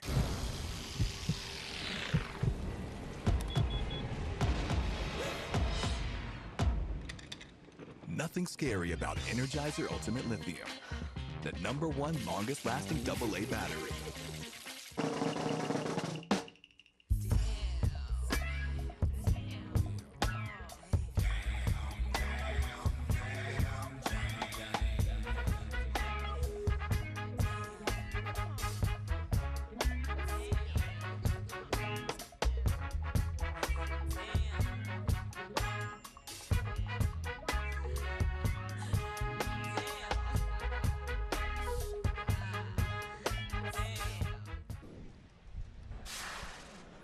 Been a fun night. Now we get to meet a fascinating manager here, a guy that's done a lot in Major League Baseball and in minor league baseball. Sergio Santos joins us, his first year as the skipper of the Birmingham Barons, the Black Barons.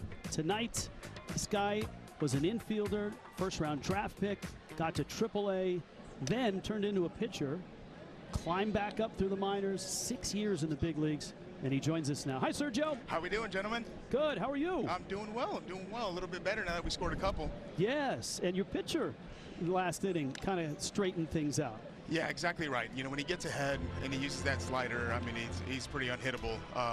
First couple innings was just kind of falling behind and had to give him a cookie, and these guys didn't miss. You're interesting because you can spend time with the hitters and the pitchers because you did them both at a very high level. Correct. That was one of the things that was most intriguing to me about becoming manager was, man, I can literally relate to every single guy in my dugout. You know, I lived the position player life for 8 years, and then, as you said, pitching for 6. So yeah, it's a pretty unique thing I got going, and you know, I do a good job of, you know, with John Eli, our pitching coach, he's amazing, and if there's any way I can help, I do. And then obviously Nicky does a great job with the hitters, and so any input I can add, I'll definitely add. Man, you doing both, Serge, just to see why here, man. That sounds like a lot of stress you took on. You took on all the stress of trying to figure out how to hit a slider, and then you had to take the stress of trying to figure out how to strike guys out, man. So I'm sure you're passing that knowledge down to the players. Without a doubt, and what I tell them, it's a lot easier throwing a slider than it is hitting a slider. Yeah, if they only knew how hard it was in the box, they would throw more strikes. much, man. But speaking of that, with Iriarte, last inning we were talking about him being in a tough spot, already down 4-0, bases loaded, no outs. Is this the benefit of being in Double-A, to where you really figure out what these guys are made of, because they're going to stay out there and work their saves out of the situation? Yeah, exactly right. I mean, that's what the minor leagues are all about, right? It's about the process. It's what I preach to them. You know, it's a lot easier being in this scenario with that same than, you know, say playing Yankee Stadium, Fenway, Dodger Stadium in that same situation. And it's about gaining experience, and the more they gain that experience, and you know, through my experience, what I tell them in those situations is, look, there's a lot of pressure on the hitter. It's a lot harder to hit than it is to pitch. So by attacking hitters and being aggressive in those moments, through my experience, you kind of you gain success that way. All right, I want the pitching Sergio here. I want to talk about sending guys to the big leagues, because you've been able to do that. It feels like for the White Sox, especially with your ball club, the strength is in the arms. There's a liner, a little short hop pick there. And Gonzalez makes it at first base. I mean, you just sent Drew Thorpe up to the big leagues. You got Noah Schultz, Jake Eder, Kai Busch. You have some real quality arms here at Double-A. Without a doubt. I mean, that's why, you know, I think that's one of the main reasons behind our success is every night these starters go out and they give us an opportunity and a chance to win. You know, and when we hit, we hit. And so that's kind of been our strength is our starting horses. They eat up innings and they throw up zeros. That is a hit by pitch. Jalen Battles is going to head down to first base. Now, look, winning is also something that organizations value. It's been a while since Birmingham has been to the postseason with their Double-A club, but you guys have a chance here in this next week to get there and win the first half title. Yeah, exactly right. Look, you know, again, player development is always going to be number one. We want these guys to learn, to develop, to be good big league players. But I also feel that, you know, if you do player development the right way, you're going to teach these guys how to play the game the right way, and wins will be a byproduct of that. And so that's kind of what I preach to them is we're about development, but winning is also important, right? Like, you need to put yourself in positions to win. So when you get to the big leagues, you're used to it. You know what to expect. You can kind of handle the pressures. How do you handle the pressure of this guy at the plate with his speed, man? He's 2 for 2. He swiped a couple bags, and then squaring there kind of forced the hand on a wild pitch. Yeah, it must be nice to be that fast. I have no idea what that feels like, but yeah, no, he's one of those guys that, you know, we tell them don't give him a free pass. If he's going to get on base, let him earn it, let him get base hit. He's done that twice, so hopefully we can kind of keep him off the base pass now. Yeah, seeing him out there stealing bases. Also seeing Terrell Tatum right there tag up from second base, man. He's another guy who shows a lot of awareness when he's out there on the bases. Yeah, like I tell them all the time, you know, with speed and power, you know, those are some of the two things you can't really teach. If you've been blessed with it, then use it as an advantage. Ooh, yep. Must be nice. Yeah. God, I wonder what that feels like, huh? 3 for 3 Yep. I mean, put that in your back pocket right there. Without a doubt. Without a doubt. Come yeah, on. He's a special player. You got to have the third baseman in on the dirt right there. You got to have him all the way in. Yeah, I don't know what we can do to stop that. You know what I mean? Hey, speaking of the expectations, and let's talk a little bit about just being at the Double-A level. You're pretty much knocking on the door at the big leagues, and I'm sure with that comes a lot of stress and anxiety from the players, always paying attention to who's getting hurt at the big league level, what's going on ahead of them. How are you able to keep them in the present moment? Yeah, I mean, that's my job, right, is to let them know, look, they're close, but they're not quite there yet. And, let's not throw the ball around. That they're close, right? So whenever I see them or I sense that they're getting ahead of themselves, I always get back to, hey, let's be where our feet are, right? Like, you know, we can't control who they're going to call up or what they're going to do. All you can control is how you play and how you prepare every day. And if you do that every single day, you're going to put yourself in a good position to get chosen. Man, I love hearing your message and hearing you talk. I can understand why you have such a great relationship with the players. Can you tell us a little bit? I know you're 3 years into managing now, but you have a history over at the Urban Youth Academy out in Compton. Can you tell us a little bit about what got you back into coaching off the field? Yeah, just kind of seeing the impact, right, that you can make. And you know, thinking back to all the mentors, coaches that had a huge impact in my career. And I'm just blessed that I'm able to do that to these players. And it's just the realization, like, you know, CY, this game is so freaking difficult. And sometimes we beat ourselves up up a little too much. And so I try to be that calming voice. You know, I try to be as understanding and patient as I can, but with also having high expectations, right? So I tell these guys, I want to treat you like a pro, but by that same token, I need you acting like a pro, where we're not looking for you to get in the weight room. We're not looking for you to get your prep work or, you know, ground balls or all this stuff. It's their careers. They have to do it. Ooh, nice play. Play at the plate, and he is out with the tag. And so Birmingham gets the out as Battles came home on the little squibber. Simpson ends up at third, and Carson Williams the runner at first. Well played. Yes, that was good. That was no PFP for these guys tomorrow. That's right. That's right. And tell us a little bit about the experience of being in Birmingham. Tell us a little bit about the city and what your take has been, you know, living out here in Birmingham. Yeah, so, you know, a Southern California boy out here in the South, man. It's hot and humid, but no, it's really such a great place. And what I love most about it is such a historic town, right? Like, so many great things throughout history have happened in that city. And you know, like I told these guys in the very beginning of the season, like we can be the shining light of not only the White Sox, but of the city of Birmingham. That is hit to center. Burke has room and makes the catch. All right, Skip. Okay. Nicely done. Thank you, gentlemen. It was a pleasure talking to you guys. And good luck the rest of the week in trying to get to the postseason. 5-2, Montgomery. 10 years from today, Lisa Schneider will become the undisputed leader of a ginormous pack of dogs. Rescue dogs, to be exact.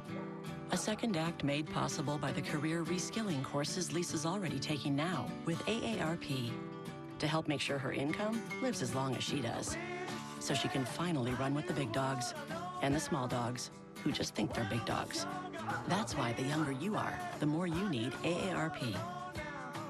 This will be a gold mine of local income. So tell us about this corn festival. Oh, you got your corn pudding. So is it safe around here? Sometimes. No eyebrows? Think of how light it'll feel in the summer. We gotta run 11,000 more neighborhoods to go. Ding dong. Homes.com. All these games on DirecTV and no satellite on the roof. Think about this. Blue Jays, Cardinals, Orioles. What's missing? The Andean condor? No, walnut brain. Pigeons. They'd rather name a team after socks. To be fair, we're not very athletic. Bottomless confidence, clean and skid free. Drop your pants and show off your Dude Wipes clean undies. Switch to Dude Wipes, the wet, flushable wipe that clears instead of smears. Dude Wipes, best clean, pants down. But wait, there's Marco's. Turn up the heat with Marco's new fiery pepperoni pizza for just $8.99. With our new 3-pepper spicy cheese blend and crispy cupped pepperoni on an always golden crust. Try the whole fiery flavors menu for a limited time. Meineke takes total care of meine Auto. They do the AC, brakes, tires, engine, oil, and more. And now, a German lullaby. I only trust Meineke with Meineke. The Montgomery Gray Sox, or the Biscuits, with the lead right now. Kevin Boles, his first season in the Rays organization, but he's had a really nice career in the minor leagues as a manager, and he joins us now after one is out, and his pitcher's looking good. Hi, Skip. How are you? Great. How you guys doing? Hey, I want to go back to about 4 or 5 hours ago when you guys arrived at the ballpark and some of the Negro League players and Bob Kendrick came into your locker room and talked to your players. What was that like? Special. I mean, this is sacred ground here. We're very lucky. We're very fortunate that been chosen to have this here and to be a part of this. It's special, and then to have the players come in, the love of the game that they have and that they want to pass on those, you know, the information and the stuff, the stories, and it's just terrific. Boles, CY here, man. We crossed paths for a little bit back in 2016 for a rehab stint, and now here you are this weekend leading up to your 25th 100 MILB game that you're managing. Congratulations ahead of time for an amazing career. You have impacted the next generation of baseball players single-handedly. Oh, thank you. But getting into minor league baseball, how much have you seen the game change over the years, or is it still the same game? No, it's changed. I mean, there's more. The players, it's a different type of talk that you have with these guys. There's a lot more analytics involved. There's a lot more science involved. I think the numbers have always been there, but the technology is now caught up to the game, and there's a lot of valuable information. And I'm just very lucky to be with the Tampa Bay Rays, and they have a blend of both. The, you know, again, with the analytics and the scouting that they do, but also they value experience, and I'm very fortunate to be a part of this. Is that the secret sauce? Because the Rays have been among, if not the best in Major League Baseball in drafting or signing or developing or identifying talent somewhere else and trading for them. The ball down the right field line is fading. That's a terrific sliding. No, he didn't hold it. Almost. Nick Schnell. Yeah, nice try there. Down that right field. Is that the secret sauce for them? What is it about the Rays that you've noticed, having been in all the different organizations you've been in? And I've been in part of some great organizations, but it's the people, the winners, the ones that have camaraderie. It's a message, leadership from top to bottom, and everybody's pulling in the same direction. I know that sounds cliche, but it's true. It's about the people, but it's also sharing the information. The one thing I've seen, the on-field and off-field personnel, there's a lot of sharing of the information, and they explain things to you. You may not be versed in certain things, but boy, they want to teach, and they teach the staff, and then we teach the players, and it's been a fun place to work. I'm honored to be here. I guess feeding off of that, when the message is coming from up top to what's being sent to the minor league players, what is the process of making sure when these guys get that call to the big leagues that they don't get caught up in the bright lights and they're ready to perform right away? Yeah, it's pretty much doing your job and making sure that you avoid the distractions because there's plenty of them out there, and it's a different animal with all the social media, all the cameras out there, camera phones. There's a lot going on and a lot of technology, and there's a lot of traps. But the character makeup of our guys, we have guys that are self-motivated. They're organized, they work hard, and they're on a mission to become big leaguers. This is something we did not plan, especially in the last inning. Have a manager on and then have his pitcher give up some hits and get guys on base. Yeah, I'm not enjoying this right now. You guys, come on. So let's get a double play. We want to talk about a couple guys at the top of your lineup, Chandler Simpson and Carson Williams. Simpson has just been dazzling tonight, and it seems like he's been dazzling all season for you. Yeah, I told CY, we just got him about, it's almost a month now. And he asked me, comparisons, and it's a Billy Hamilton type speed. It's a Terrence Gore getting up to top speed in 3 or 4 steps. And the difference with him is the frequency of contact. He has elite bat-to-ball skills, and they play. I mean, you just saw the bunt that he put down.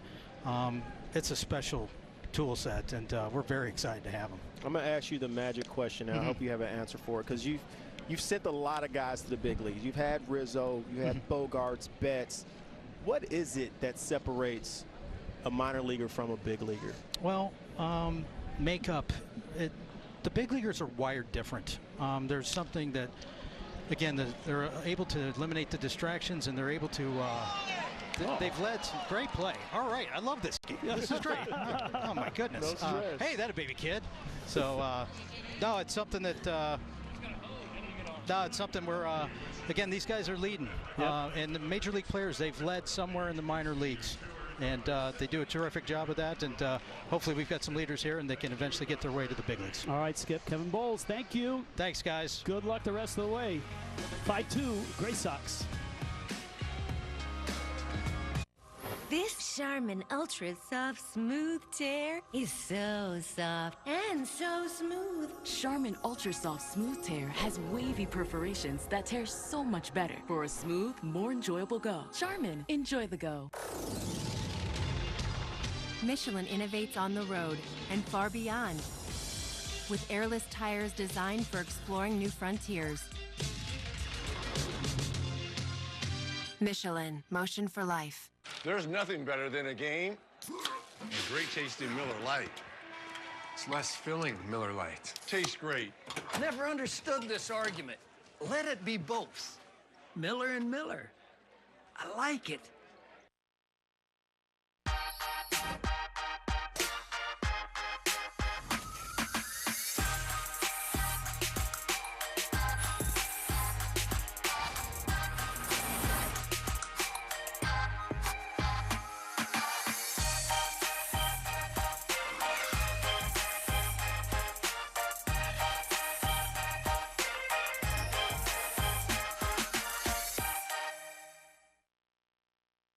I was driving when an 18-wheeler turned in front of me.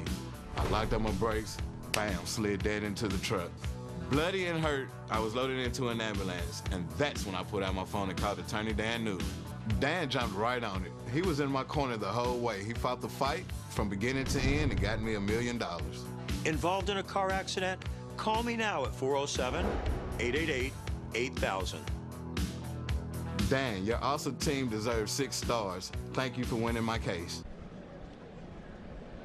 Welcome back. We're at Rickwood. AA matchup. Montgomery and Birmingham. Dominic Keegan at the plate. The Montgomery Biscuits, or for tonight, Gray Sox catcher, has doubled and flied out. 5 runs, 8 hits for Montgomery, 2 runs, 6 hits for Birmingham. Both pitchers have had nice moments. Both pitchers have had times where they've been knocked around a bit. And Jairo Iriarte into his 5th inning. Gave up 2 runs in the first, 3 in the third. Struck out the side in that 3rd inning. Yeah, he's definitely found himself in some trouble, but he's wiggled his way out of it, man. That shows a lot about his character and his poise out there on the mound. He got out of that 4th with runners in scoring position.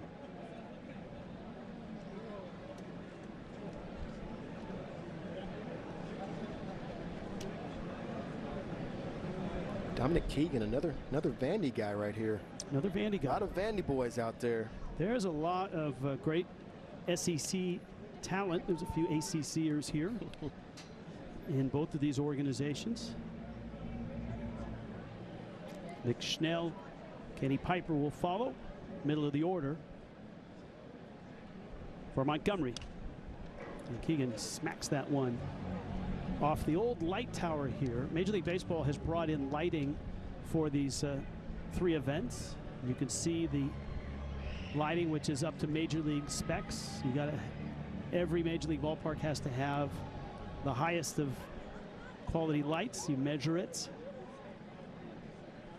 Minor leagues actually in the last few years has really upgraded their standards for lighting as well. Yeah, I must say, when you look at the playing surface here, this looks like a big league field. The wall, I know it looks like a wood wall, but it's actually padding that they painted to make, or surfaces somehow to make it look like the original wood. But it's a beautiful stadium here. The lighting is amazing. This feels like a major league environment right here. Boy, they used to pack them in back in the day, the Negro League, Black Barons. It was such a community event. Birmingham may have been the most segregated city in the South, and so for the Black Barons and their fans, the home games were a celebration. There was segregated seating in this ballpark until 1964. So if you came to a Barons game before then, Black fans had to sit out in right field in a certain section. Schnell at the plate. Yeah, if you came to a Black Barons game, it was flipped.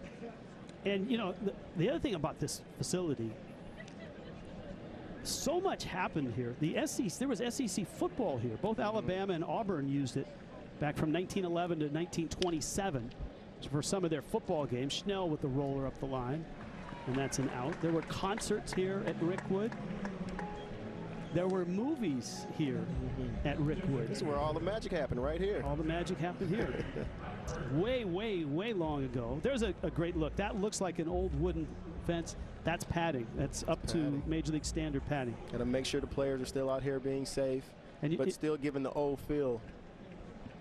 Well, talk about the throwback old school feel. There's a hard smash, sliding stop. Matthews whips it across in time. 1, 2, 3. Nice play by Jason Matthews at third for the Black Barons. 5-2 Montgomery.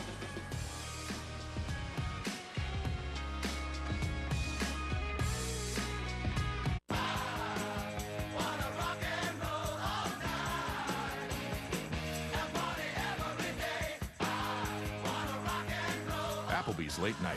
because half off is just more fun. Now that's eating good in the neighborhood. All these games on DirecTV and no satellite on the roof. Think about this. Blue Jays, Cardinals, Orioles. What's missing? The Andean condor? No, walnut brain. Pigeons. They'd rather name a team after socks. To be fair, we're not very athletic. NexGuard Plus helps you protect your dog from fleas, ticks, heartworm disease, and more. All in one delicious monthly soft chew. Use with caution in dogs with a history of seizures or neurologic disorders. NexGuard Plus, the one you want for one-and-done protection. The game is changing, but what drives the game never will. What you have inside. It refuses to be ignored. It sweats everything. It turns an athlete into a legend. It demands respect. The game will always change, but it never will. Gatorade, is it in you?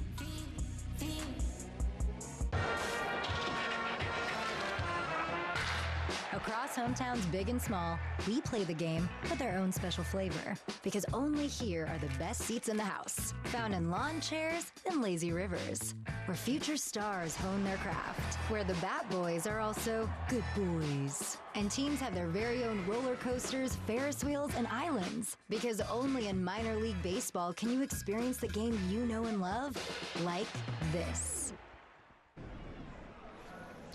Sun setting. Birmingham, Alabama, Rickwood Field, all lit up. Terrell Tatum, top of the order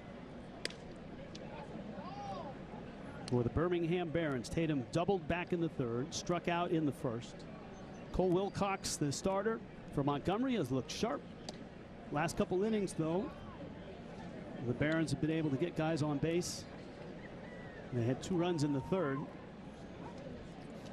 It was a sweet 6-4-3 double play in the fourth that kept them off the board. And here they are on the bottom of the fifth, halfway through. There is skin in this game. It's not just, hey, it's a double-A game. Both these teams, with 6 games left, are fighting for a first half title, and that puts you in the postseason. Montgomery even in their division. And Birmingham, their magic number to clinch is 4 with 6 games left.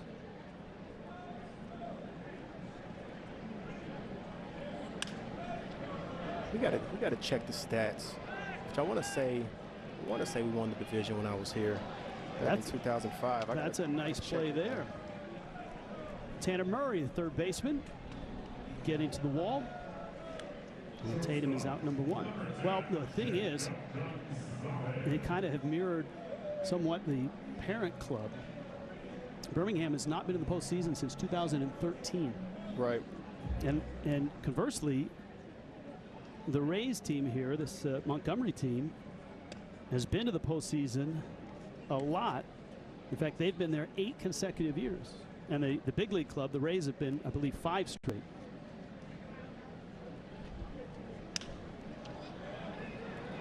Shallow center, out goes Gonzalez, calling, catching.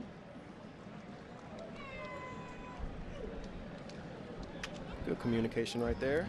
Yeah, and pardon me, that was Carson Williams back there making the play.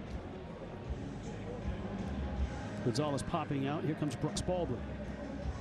I'm checking it out. 2005 right here. We won 82. Went 82 and 57, finishing first in the South Division. Oh boy, we had a good squad, man. I got to shout out some of my old teammates. Scott Rogowski, Jerry Owens. I want to say Andy Gonzalez. Bobby Jinks was my closer. Bobby Jinks, yeah. Nice career in the big leagues. Baldwin swings and fouls it. Who is your skipper? Razor Shines. Razor Shines. He's probably similar to a Kevin Boles. He was a lifer as a minor league manager, influenced a lot of players, a lot of high energy. He kept us ready. And you did not play at this ballpark. There have been a couple of minor league parks in the last 20 years. Yeah, we played over at the Hoover Met. And the Hoover Met is still around to this day. All right. That's a nice inning by Cole Wilcox. Headed to the 6th here. 5-2 Gray Sox. Inez, let me ask you. You're using Head and Shoulders, right? Only when I see flakes. Then I switch back to my regular shampoo. You should use it every wash. Otherwise, the flakes will come back. He's right, you know. Is that Tiny Troy? The ingredients in Head & Shoulders keep the microbes that cause flakes that big. Microbes, really? They're always on your scalp. Little rascals. But good news, there's no itchiness, dryness, or flakes down here. I love Tiny Troy and his tiny, gorgeous hair. He's the best. Make every wash count. Little help, please? I always knew I wanted to pursue a career in music. And throughout that path, I've eaten Taco Bell. It allows me to free up money and time to do what I love to do. You came looking for a light beer, and you found gold. Modelo Oro, the light beer with a smooth, elevated taste. Perfect for those who never settle for less than they deserve. Modelo Oro, the gold standard of light beer. At the Ram Make This the Summer event, you can take a vacation from payments on the most awarded light and heavy-duty trucks. The most luxurious Ram 1500 ever. And the most advanced Ram heavy-duty pickups. Hurry into your local Ram dealer and make the most of your summer with great deals plus no payments for 90 days. Now during the Ram Make This the Summer event, get $1,000 cash allowance plus finance and get no monthly payments for 90 days on the purchase of most 2025 Ram 1500 trucks. Valenti mango sorbetto is made with 100% real fruit without bunts of mangoes. Yeah, I know. Oh. Right? Talenti, raise the jar.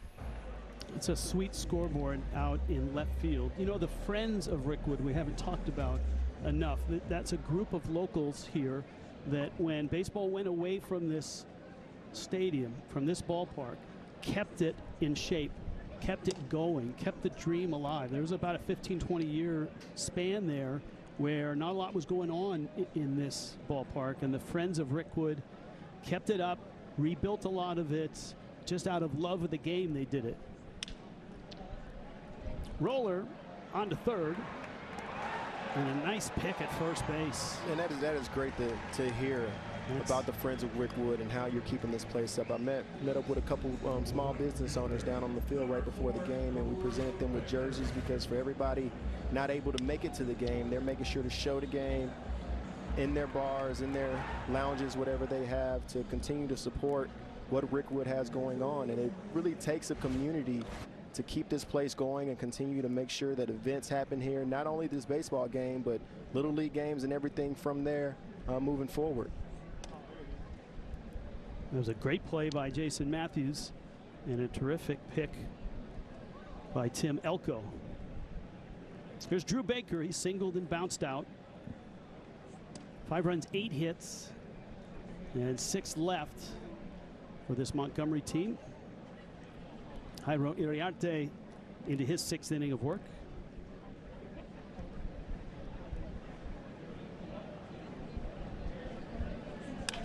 Breaking ball pulled, easier play for Matthews on a cross.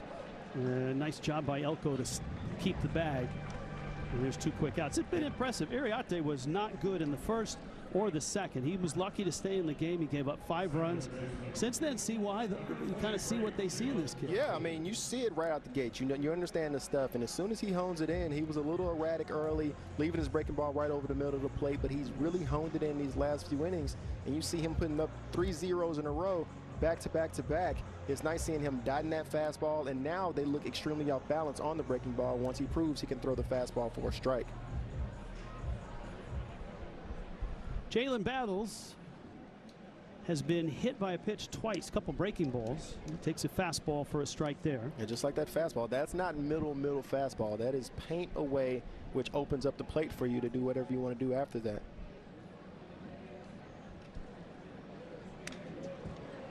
And Battles with a big swing, and he fouls it back.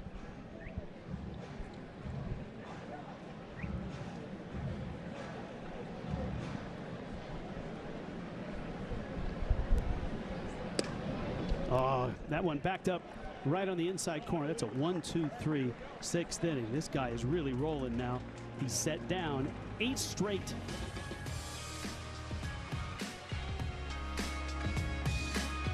There's your biggie bag. All that food for $5, that's my go-to. Ooh, that's my ride or die. Just like you and me. Bag boys. Bag boys, what you gonna do? What you gonna do when we bring your food? Go biggie and get all this with the JBC for just $5. Time is luxury. Who you spend it with, what you spend it doing. Why we spend so much time designing and refining, creating the control and the feel that defines electric performance. To make the time you spend behind the wheel of a Polestar the best time of your day. Just to brush the flies away. Build and order now at polestar.com. Hey, it's Spiro, and when you need storage with your next move, or just remove some clutter from your home, call your trusted storage expert, The Good Greek. As a former police officer, I take great measures to ensure that your belongings are safe and sound. Our storage facilities are new, sanitary, and equipped with the latest technology and on-site security. So if you need short or long-term storage, schedule it today at goodgreek.com. Good Greek, moving and storage. Your superhero movers. Meet the traveling trio. The thrill seeker, the soul searcher, and ahoy, it's the explorer. Each helping to protect their money with Chase. Whoa, a lost card isn't keeping this thrill seeker down. Lost her card? Not the vibe. The soul searcher is finding his identity and helping to protect it. Oh yeah, the explorer. She's looking to dive deeper, all while Chase looks out for her. Because these friends have Chase. Alerts that help check, tools that help protect, one bank that puts you in control. Chase, make more of what's yours. Yeah, Alabama played football here. I would think, CY, Alabama, Auburn, SEC baseball, there should be a series here every year, right? This is a major league field now. It is, and it's a big football town, and everybody I talk to, they say this is an Alabama town. That's what they told me. Maybe I just didn't ask the right people. A big football town, big-time Alabama town out here. They should definitely play a game here. Edgar Kiro takes a strike. Kiro in the cleanup spot. There's a double, RBI single. He's been terrific. And hits that one out into right center field. Hits it pretty well at the wall, looking up, and it's off the top of the wall. We know that's a double. And Kiro arrives 3 for 3, 2 doubles, and an RBI single. Man, he is just absolutely showing off tonight. He's showing the full tool bag right now. Double down the left field line, 2-strike base hit to left center, and right here stays through this breaking ball just enough to where this is leaving most big league yards right here. Ends up driving it to the top of the wall. I mean, it's a beautiful swing right there. That was easy. Didn't try to overswing, didn't try to do too much, just threw it out there. Beautiful swing. Look, his bat and his offense plays. It plays here, and they feel it's going to play at the major league level. He's still refining himself as a catcher, as most 21-year-old catchers are doing. You know, blocking, good arm. The throw is good, but, you know, framing, blocking, receiving, pitch calling, all of that. This is Elko. He's lined into a double play and been hit by a pitch. Yeah, with the catchers, once he learns, you know, once he refines his skills behind the plate, which I'm sure he's working on right now, that catching position has really turned into a strong hitter's position. Catching used to be defense first, and now you're seeing William Contreras, JT Realmuto, multiple catchers behind the dish. You could probably name 10 guys off the top of your head that are all dominant out there on the field behind the plate as well. Elko, the player of the month in the Southern League. Lines it into right field. That's a base hit. Kiro did not get a clean start at second. And he's going to arrive at third on a line drive single by first baseman Tim Elko.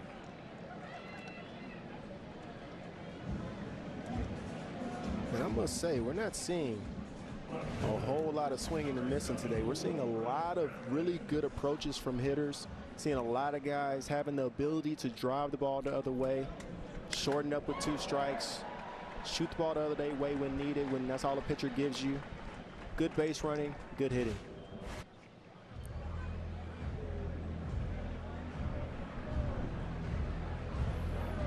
Gray Sox pitching coach on his way out, Steve Merriman, for a chat with Cole Wilcox. Now Birmingham is threatened, and they certainly have a couple runs, but they probably could have had a few more. A line drive double play ended the third. A slick 6-4-3 double play ended the fourth. Got bullpen action.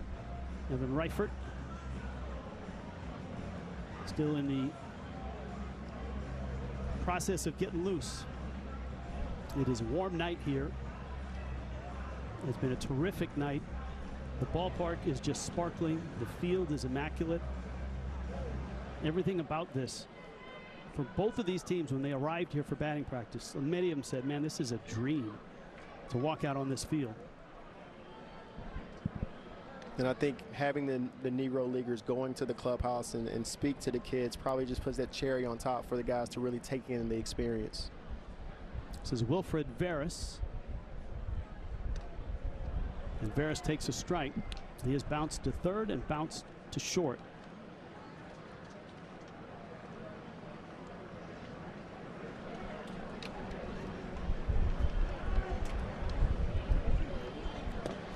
It's funny, both of these teams have different strengths, quite opposite.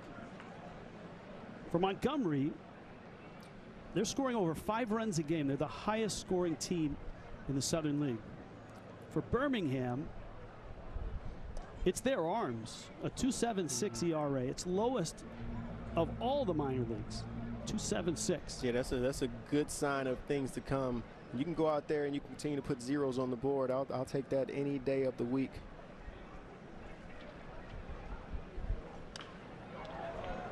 Now one line foul. There's the comparison between the two. They're both in first place. They got a week left in the first half. They're both looking to clinch a postseason berth. And this is the first time they've met all year. In the Southern League, it's a 6-game series when teams come to play. This is like the Braves of last year versus the Guardians of a couple years ago. Yeah. I mean, a 6-game series, it saves on travel, which is better for players' health. There's less time on buses. They do fly when the distance is, I believe, over like 200, 250 miles. And that is a nasty, short little slider right there. But with the schedule, I love the schedule. Seeing when you pull up their schedule, they're off pretty much every Monday. You're playing one team a week to where, yeah, maybe a team can get a little overexposed or you're seeing the guys a little too much. But especially at this level, when you can limit those road trips, I think you're really going to see a limit in injuries as well, to where guys are able to stay more healthy when you have that one day off every week.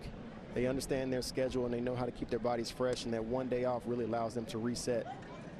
Because I tell you, man, those bus rides, traveling from Birmingham, Alabama to Jacksonville, Florida for a 3-game series, you're talking, 14-hour bus rides. It's not good on the body. You got people laying, some people are laying on the floor, some people are laying in between the seats. Hurt hips, hurt backs. Jacob Burke fouled that back. Yeah, I've been there.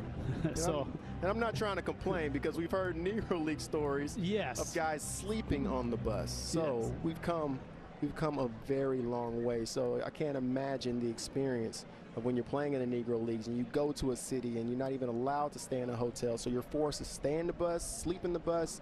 They said even bathe in the bus at times. So how much you have to love the game to go through all that to play.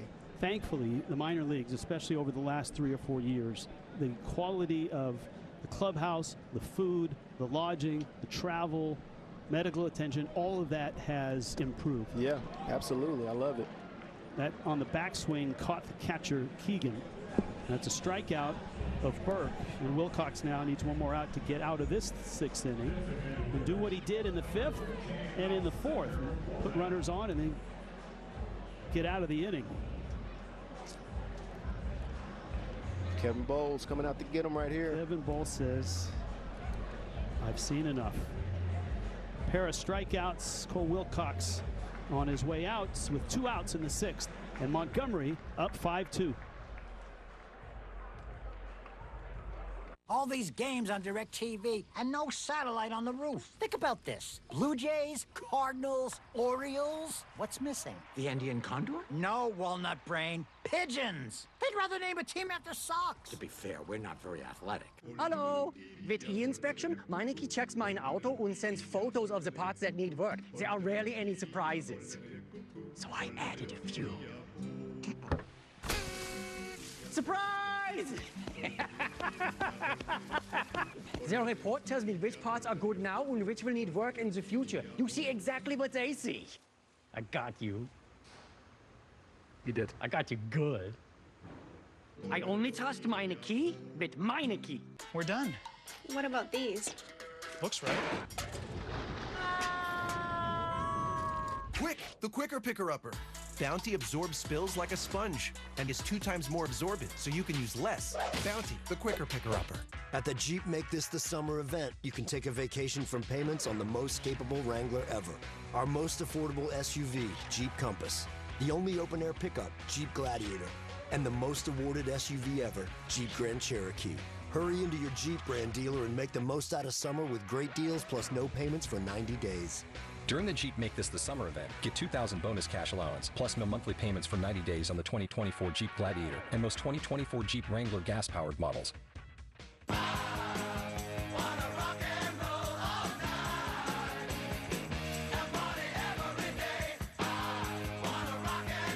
Applebee's late night, because half off is just more fun. Now that's eating good in the neighborhood.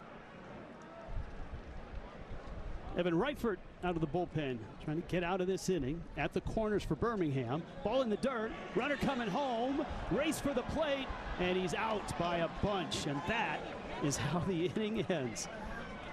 Nice work, Evan Reifert. One pitch, one out. And Montgomery holds on to a 5-2 lead. Laundry call. Let's dig deep, people. Stench drenched. Soaked through. Caked on deep. Everyday dirt and stink lingers deeper than you think. Now clean deep with new Arm & Hammer Deep Clean Laundry Detergent. Our most powerful formula yet penetrates deep into fibers and gets to the bottom of odor and mess. Arm & Hammer Deep Clean. More power to you.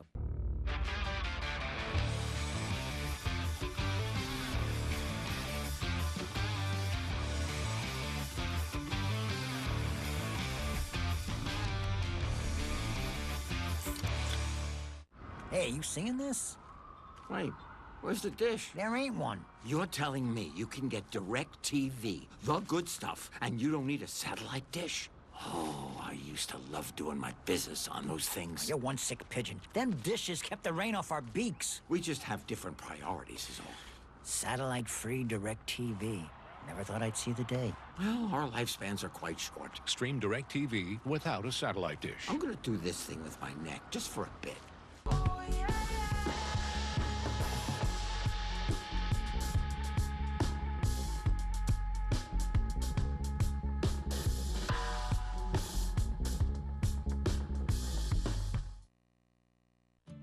In 10 years, Lisa Schneider will have an amazing second act, thanks to career reskilling courses from AARP to help make sure her income lives as long as she does. The younger you are, the more you need AARP. Night is falling on Birmingham. Rickwood Field. As we get into the later innings here. And Birmingham's going to go to their bullpen. Anthony Hupi Tuione Toa.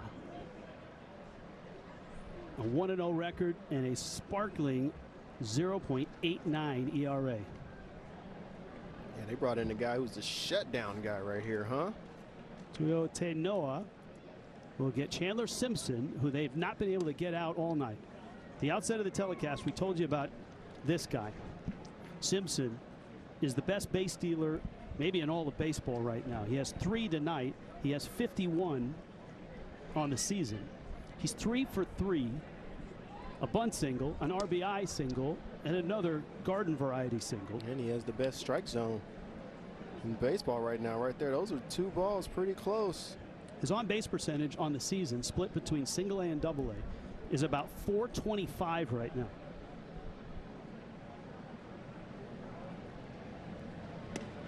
He is not your typical speedster that doesn't have bat-to-ball skills. Right.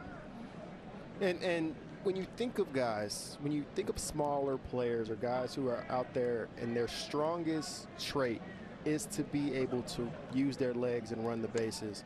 I never understood when you saw smaller players try to go out there and lift the ball over and over again and trying to hit the ball out of the yard or going out there trying to hit 10 home runs in a season. It's way more valuable for him to continue to stick to his game, hit the ball on the ground, because his speed plays at any level. I understand infielders in the big leagues are a little bit better. They're able to get rid of it quickly, but I haven't seen this type of speed in a very long time. It's a different level. He's 23. He started his college career at UAB, right down the road, then transferred to Georgia Tech. He was born and raised in Atlanta.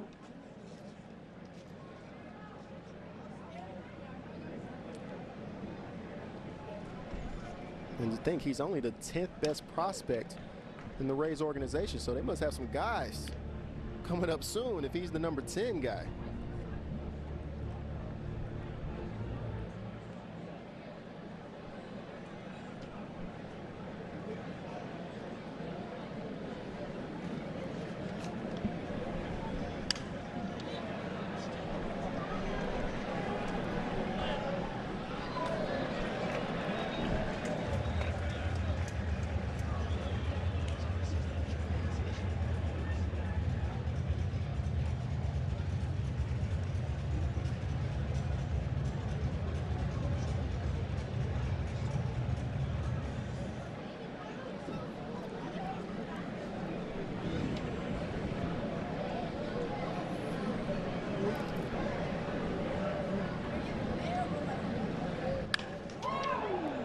That went into center field, and it's caught. This is a celebration of baseball here in Birmingham. And of course, the Giants and the Cardinals will play on Thursday night. And it's with heavy heart that I read this statement issued by the San Francisco Giants. It's with great sadness that we announce that Giants legend, Hall of Famer Willie Mays has passed away at the age of 93. And here we are in a celebration in a ballpark where he got his start as a 17-year-old playing for the Black Barons. He was 17 when he joined them. And they won the Negro League, American League that year. Willie Mays has passed away.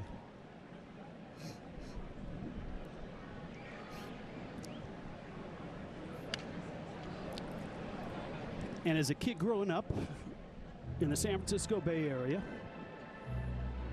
I had a chance to see him play. Later years, and then again see him around the Giants, see him around baseball. Just so beloved, CY. He was, and he really holds a special, very special place in my heart, in that when I was the young player coming up with the Diamondbacks, I wore number 24. When I walked out there to AT&T Park, Willie Mays got a hold of me. He saw me out in center field. He saw the way I played the game. He sent somebody to come and grab me and have me come introduce myself to him. After I spoke with him, he said, "Why don't you come out to my house?"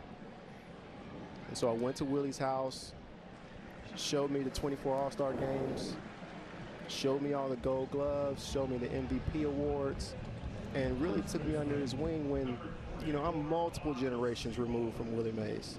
But he thought enough of me and had enough connection with me, understanding his history in the game, that he wanted to make a difference in my life. And to this day, I'll never forget that moment that Willie and I have, and being able to go out to his house and share that special time with him. This is such a sad day for me personally, understanding that we're here celebrating Willie. So what a day for it to happen. There's a great conversation, Jake Peavy on MLB Network, talking about when his father or his grandfather introduced him to Willie Mays, and they met each other in the Giants clubhouse when Jake was pitching for the Giants. And his father needed a coat. It was cold in San Francisco, and Willie said, "Take mine." Yeah, he was that kind of man. Every person that he ever spoke to had such a high level of respect for him. He made you laugh. He would tell his stories, and he wasn't shy. He would let you know. He had the great laugh. He would let you know the great things that he did in this game, and you could feel the amount of love that he had for the game in the way that he shared his life and shared his story. That is always something that sticks with me. And that's how I'll always remember Willie. I'll remember him from those moments and how he impacted everybody else. I was a small kid. Dad took me to Candlestick Park, pointed to center field, said, "That's Willie Mays." And as a small kid, you'd heard about Willie Mays from the neighbors and stuff. So the first time you lay eyes on him, you couldn't take your eyes off of him. And if you've just joined us, the news has broken that Willie Mays, the Giants legend and Black Baron back in the day, has passed away. Roy Brown Jr. joins us. Roy, he meant so much to this city, to Negro League Baseball, to Major League Baseball. He meant so much to everybody. Yeah, he did. And, you know, here in the city of Birmingham, you know, Fairfield, the suburb where he's from, I had an opportunity earlier this year, you know, along with Harold Reynolds. We spoke with the widow of Piper Davis. Piper Davis was the player manager for the Black Barons, who went to recruit Willie Mays, who was still in high school, and asking permission from his mother to allow him to come play games at Rickwood. And Piper Davis's widow spoke about how protective other black Negro leaguers were of Willie, because they knew he was special and they knew there was something pure about him. And they knew, even though they may not get to where Willie was going to go, they were going to make sure that he got there. And Willie got there, and he was able to crack the door open for so many others that came behind him. And when you think about Birmingham legends, especially from that side of town, if we're talking about him growing up literally 2 miles from where Bo Jackson will eventually develop his skills, you know, it's a sad day as well for the state of Alabama. But I think that this week was, the inception of this week was to be a celebration. And I think as best we can, at least I know here in Birmingham, we're going to try and keep it that. And we're also going to celebrate the people who were there, who got through the door after people like Willie Mays came through. But this is absolutely gut-wrenching, and my heart goes out to his entire family. I just spoke with his son Michael 2 innings ago. And if you about some other business. Yeah. It's stunning, and it comes certainly as everybody in baseball is focused on Rickwood, and Thursday night was to be a celebration not only of the Negro Leagues but also of Mays with the Giants coming to town. And now it will be a sad one, but a remembrance of what he meant to the sport, what he meant to civil rights. Mm-hmm. But just like Roy said, I completely agree that this should be a celebration right here, and hopefully we're able to celebrate his life over these next few days.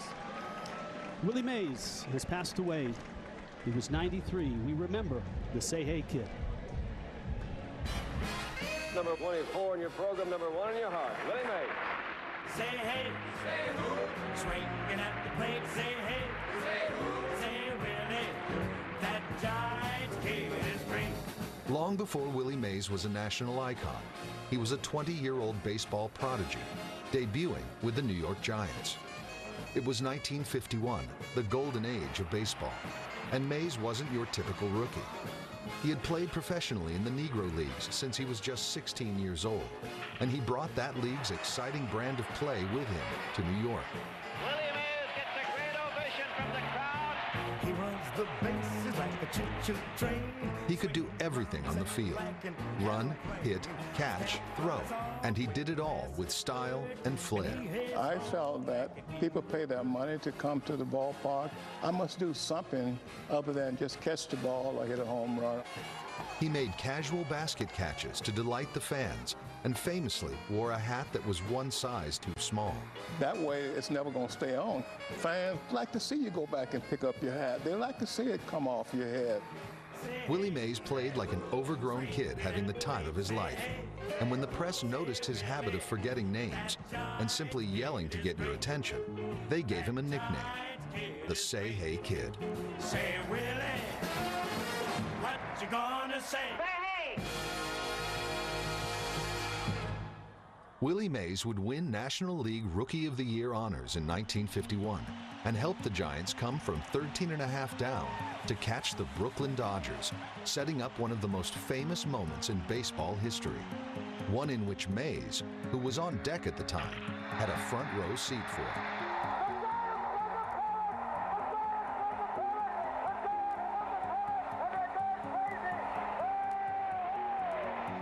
When Bobby hit the home run, I was the last guy to get to home plate. Everybody else is there shouting. I'm saying, my God.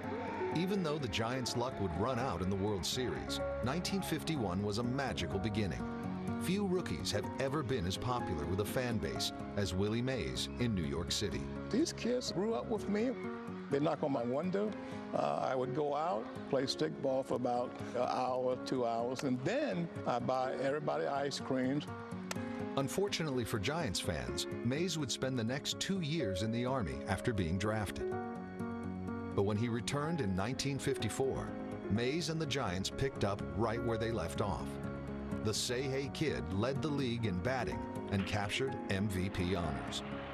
In that year's World Series, Mays was the one making the highlights as the Giants swept the Indians. There's a long drive, way back in center field, way back, it is. That play would become known simply as the catch and attained an iconic place in sports history. Do you feel that was the greatest catch you ever made? If they say it's the greatest, I take that. You'll go along with that. I'll go along with that, yeah. When a moment is attached to a truly iconic player, then it takes on added meaning. If Joe Jones makes a back-to-the-plate catch in the World Series, it's still a great play, but it's not Willie Mays, and therefore it doesn't stay in the imagination. More than 6 decades later, the catch still resonates. Willie Mays style catch. The Willie Mays. Shades of Willie Mays again. In a way, Willie Mays became our touchstone to a bygone era, a time preserved in grainy black and white. The next World Series would be the first broadcast in full color. And 3 years after that, in 1958, came the unthinkable. The Giants left New York City and moved west to San Francisco. To all intents and purposes, Willie Mays, greatest player of his time, was starting all over again, having to prove himself to a new set of fans. San Francisco built Willie so high, and they found out that Willie was a human being. He strike out or whatever, and they can understand. Every time I went to the plate, they were expecting a home run out of me. But why? Why are they bored? Mays would do his best to win them over. In the '58 season, he set career-high marks for hits and average.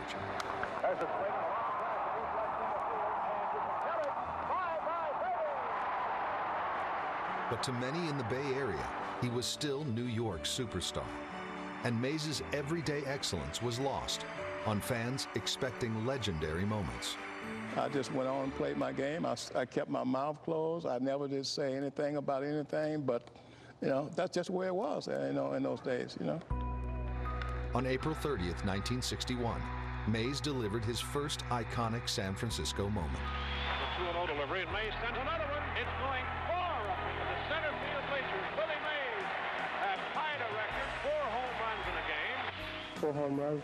It's only maybe 8 or 9 guys have did that, but I'm so happy that I could be a member of a club like that it's not even funny. And then the next year, Willie Mays led San Francisco to the pennant, hitting a game-winning home run on the last day of the regular season. to move the Giants into a first-place tie with the Dodgers. He followed that with a dominant performance in a 3-game tiebreaker series to send his club to the World Series. That was more fun to me than hitting 4 home runs. I would sit in my locker and just laugh. When we did win the pennant down in L.A., we came back home, and I would say just about all the people in San Francisco was at the airport. The Giants would eventually fall in heartbreaking fashion to the Yankees, losing Game 7 on the game's final play. But for Mays and San Francisco, the tide had turned, and the love affair would be lasting.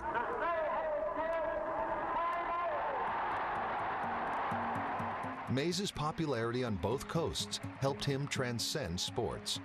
The Say Hey Kid was a media darling and a regular sight on popular TV shows of the era.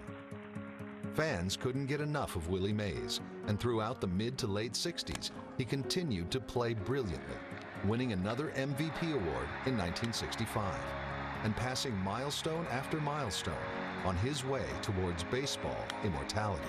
Mays hits it into left field. Willie Mays has done it again. He has brought the baseball world to a standstill.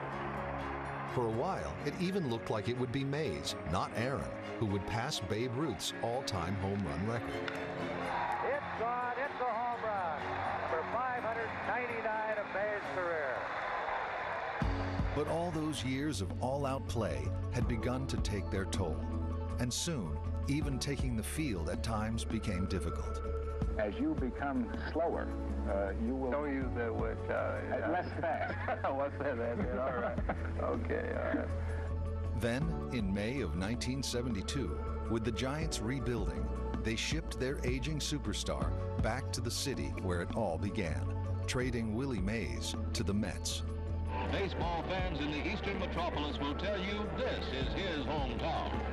Mays played sparingly in his 2 seasons in Queens, but did get another shot at the Fall Classic, as the Mets would make the World Series in 1973. It is bounded to the middle. It's going to be a base hit, and the Mets take the lead by a score of 7-6 as Willie Mays singles through the middle.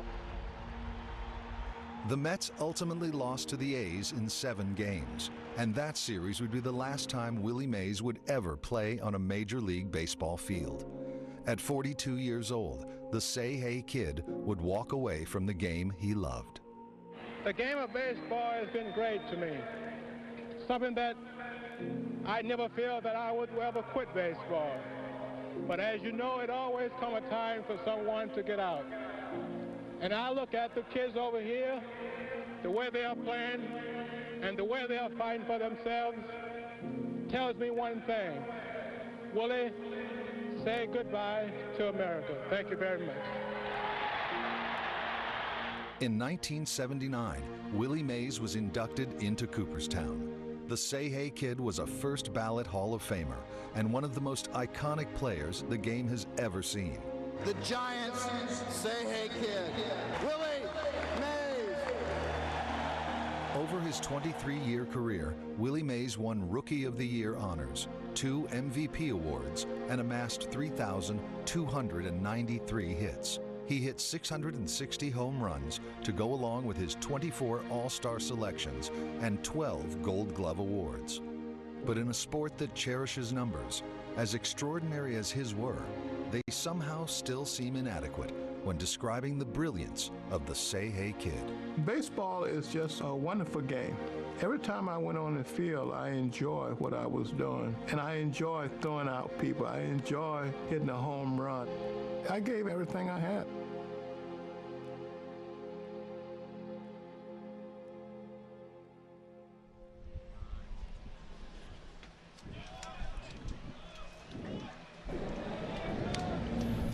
We are back in Birmingham in the ballpark where Willie Mays at 17 became a Birmingham Black Baron in the Negro Leagues and helped them win the Negro League American League title, sent them to the World Series where they would lose, I believe, to the Kansas City Monarchs.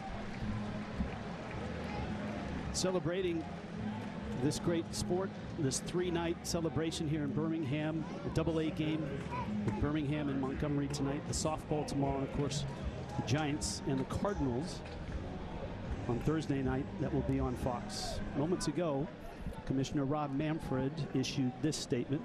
All of Major League Baseball is mourning today as we are gathered at the very ballpark where a career and a legacy like no other began.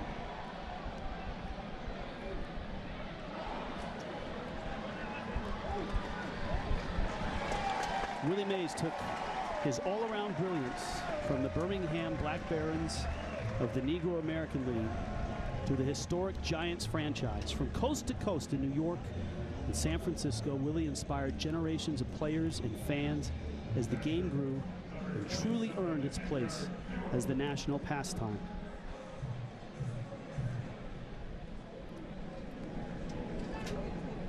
Thursday's game at historic Rickwood Field was designed to be a celebration of Willie Mays and his peers. With sadness in our hearts, it now will serve as a national remembrance of an American who will forever remain on the short list of the most impactful individuals our great game has ever known.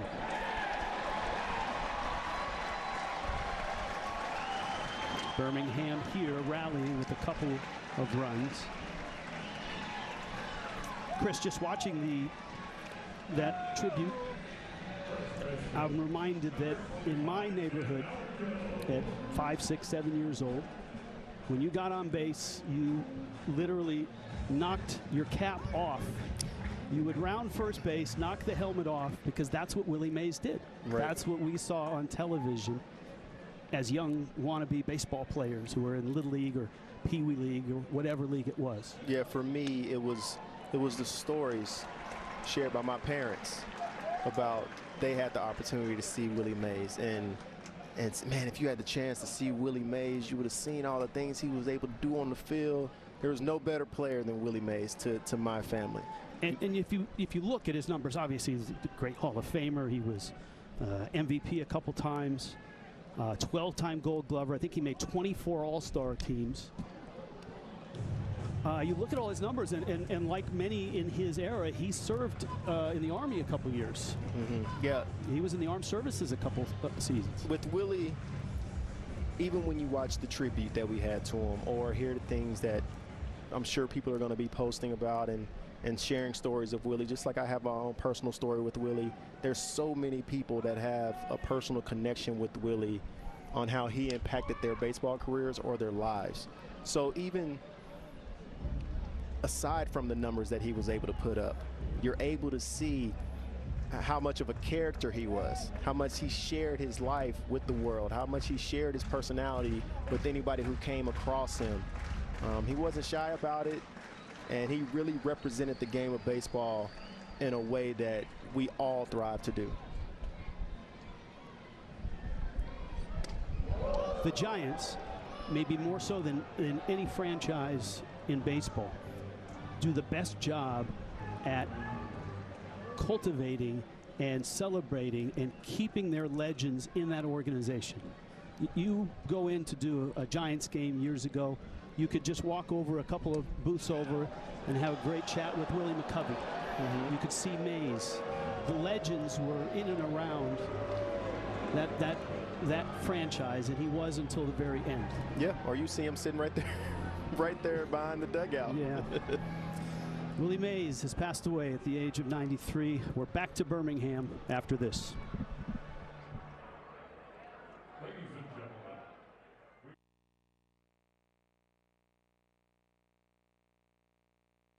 Are you crying? No. There's no crying in baseball. Or with the Capital One Venture Card, because it lets you earn unlimited double miles on every purchase every day. And you can use those miles on any travel purchase. What's in your wallet? Looking for the perfect grill? Find yours at Ace, where the perfect grill comes with free assembly and delivery. Find a Weber, Big Green Egg, Traeger, or Blackstone, and get the one that's right for you. Only at your local Ace. Ace is the place with the helpful hardware, folks. Before tax credits helped transform real estate development, before $1 trillion were allocated for infrastructure, before ESG reshaped private equity investing, CohnReznick's industry-leading advisors understood these market forces and helped our clients change the game. Let us help put your business at the forefront to optimize performance, Manage risk and maximize stakeholder value. Cone Resnick. Advisory, assurance, tax. Get ready to change the game. Liberty Mutual customized my car insurance, and I saved hundreds. With all the money I saved, thought I'd buy stilts. Hi, honey. Hey. Oh, look. No line at the hot dog stand. Yes. Only pay for what you need. Liberty, liberty, liberty, liberty. Let your voice be heard with the 2024 MLB All-Star Ballot presented by BuildSubmarines.com. Boy, that was hit a ton. That's right. You get to decide who represents your team at the MLB All-Star Game presented by MasterCard this summer in Arlington. Oh, what a shot. He has a feel for the moment, doesn't he? And he makes the play. So make your picks today at MLB.com/vote.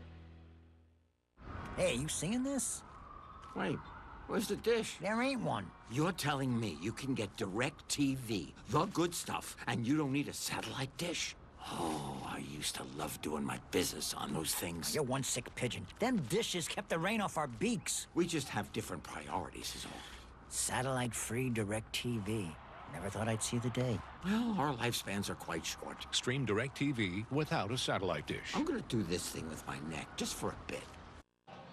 He was born here in Alabama, got his start in this very ballpark, thrilled generations of baseball fans with his brilliant play, and we will always cherish the memory and life of the great Willie Mays.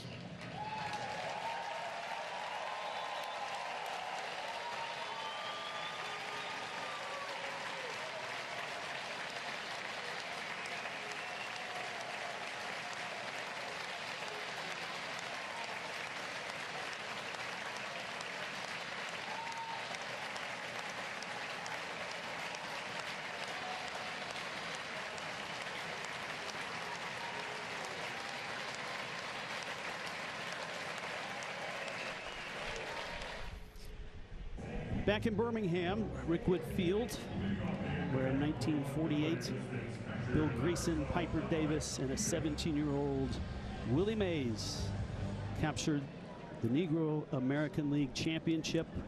They would lose in the World Series, the Negro League World Series, to the Kansas City Monarchs. Their manager, Buck O'Neill. Elston Howard was on that Monarch team.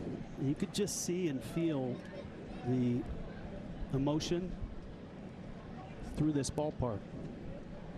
You could. It was a beautiful moment. You see the tribute for Willie on the Jumbotron here. You see the fans clearly emotional, and then they all collectively standing up together, got a Willie chant going. It was a beautiful moment.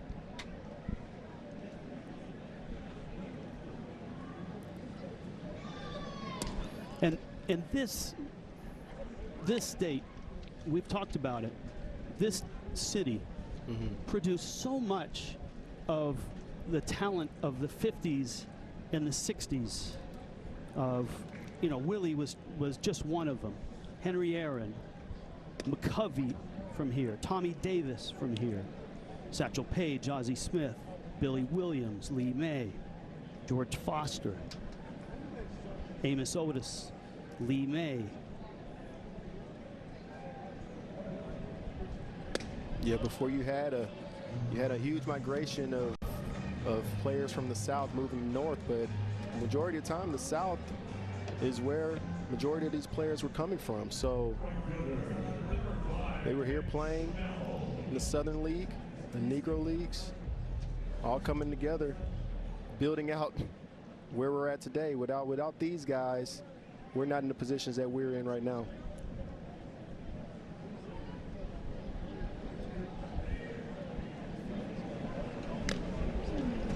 And of course, Henry Aaron and Mays both had obvious Hall of Fame careers and major impact on baseball, civil rights. They almost ended up as teammates. Both the Braves and the Giants, when they looked at Mays, the Braves looked at Mays and thought maybe a pitcher, but the Giants signed him. And then the Giants made an offer for Aaron a couple years later.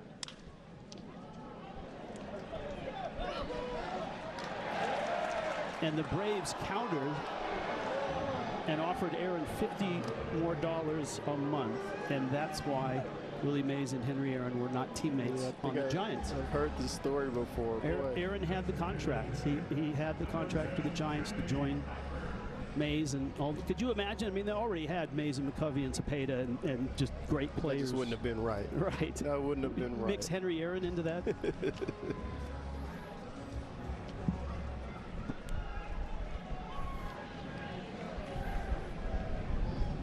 We are at Rickwood Field. Montgomery has a 5-4 lead over Birmingham. And in case you've just joined us and have not heard the news, Willie Mays has passed at 93.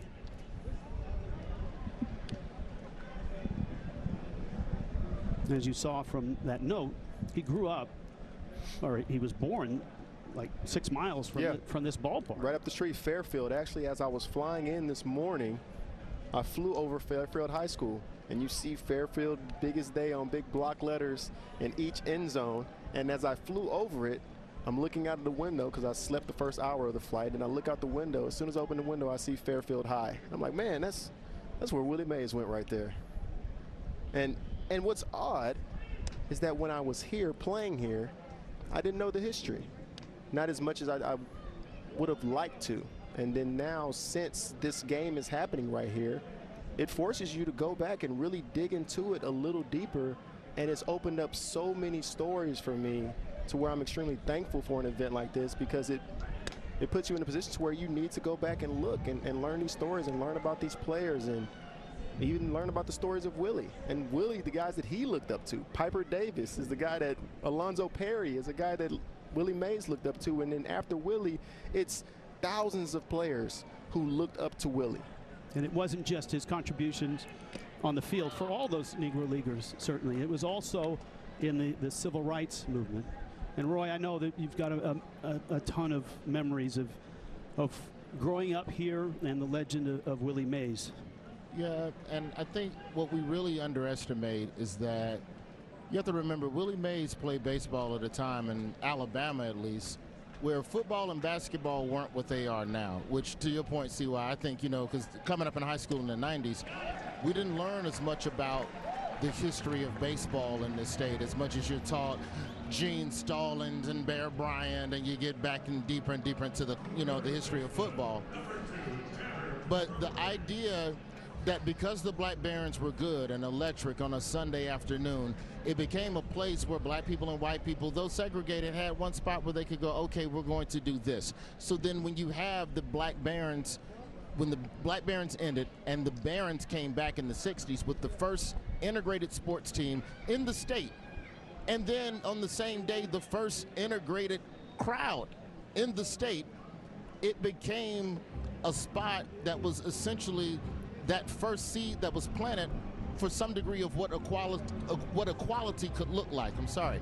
And a lot of that started with players like Willie Mays, who came here and played their butts off and put on a show and gave people a reason to leave their cares outside these four walls. Yeah, Roy, 1964 was such a turning point in this ballpark, such a turning point in this nation. And you noted it, that Black Barons team, that Barons team, the first integrated team to play here, and that ended segregated seating. Charlie Finley was the owner of that team, and Finley was adamant when he brought him here that they would have black players.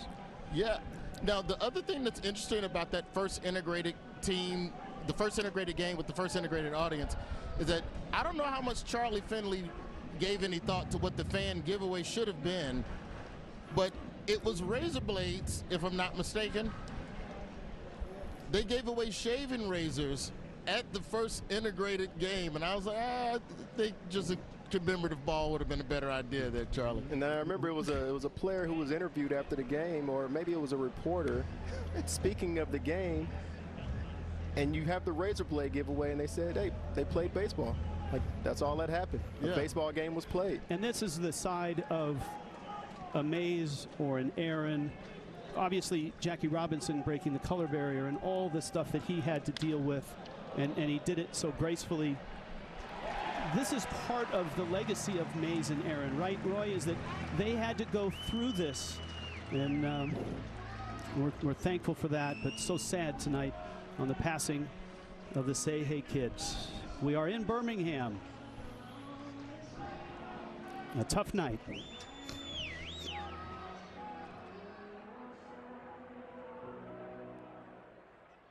At Fisher Investments, we may look like other money managers, but we're different. You can't be that different. We are.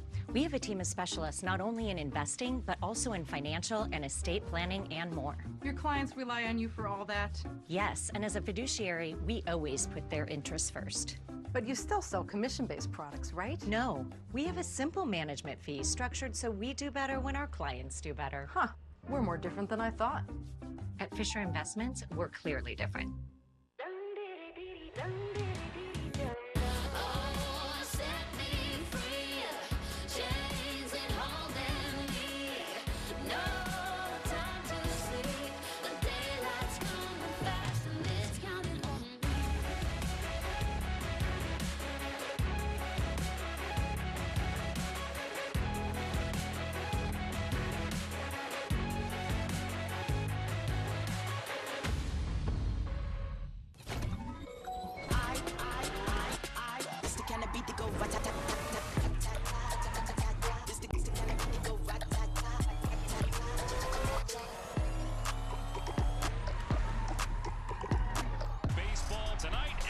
Center, Raffy Devers strikes again. One of the best hitters in the game. You have got to be kidding me. That ball was tattooed.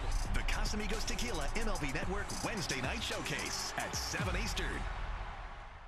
After the game, stick around as TV's best baseball analysts break down the game's critical moments and assess player performances. The Casamigos Tequila MLB Tonight post-game show. It all starts right after the game here on MLB Network. In Birmingham, of course, this the first of 3 nights celebrating the road to Rickwood. Such history here, and a history that involved the late, great Willie Mays. And the Montgomery Biscuits and the Birmingham Barons. They are the Black Barons tonight, and the Biscuits are the Gray Sox. Alfredo Zaraga is on the mound, along with the announcement from the commissioner, this news, that Thursday's Major League Baseball at Rickwood Field, a tribute to the Negro Leagues, of course, is on Fox. It will now feature a pregame ceremony honoring the life of Willie Mays. And with the Giants coming here and all of the ex-Giants that, you know, Barry Bonds is going to be here, those that are so close to Mays, they'll be here on Fox on Thursday nights. It's a nice catch out there in center field. It was interesting in that montage because players become associated with heroics or a play. That catch, you could probably go on for like an hour of play-by-play announcers referencing he made a Willie Mays catch. And it wasn't just that catch going away over his head. The basket catch was another catch that he perfected and used. And I'm sure you probably tried it as a kid and your coach said, no. Who do you think you are, Willie Mays? That's exactly what happened. You're assuming. You've seen so many guys go out there and try to practice the catch, but nobody looked as smooth as Willie when they were doing it, though. No, from that basket catch. But yeah, that World Series, 1954. He made a Willie Mays catch right there. And had the wherewithal to get the ball in as quick as possible. Amazing. Back to Birmingham after this. Introducing Transcend Lineage, the next generation of decking from Trex. Crafted for performance and beauty. Engineered to keep heat out and the warmth of memories in. And backed by a 50-year warranty, it's designed to weather the elements. So you can enjoy a lifetime of special moments right outside your door. Discover where Lineage leads you next. Visit lineage.trex.com. Budweiser has believed in Folds of Honor for 14 years. Today, we honor our veterans and the 52,000 scholarships awarded to their families. Every limited edition case sold supports military families. You find everything you needed? Yes, thank you. Oh, who are you tapping for today? Dinner for my kid, I guess. No, when you tap your MasterCard, you help support Stand Up to Cancer. So, who are you tapping for? We all have someone that comes to mind when we think of cancer. Auntie Gigi. My sister. She's a fighter. When you tap or order online at participating grocery stores and restaurants, MasterCard will donate 1 cent up to $5 million to Stand Up to Cancer. Standing up for the people we love, priceless. Share who you stand up for.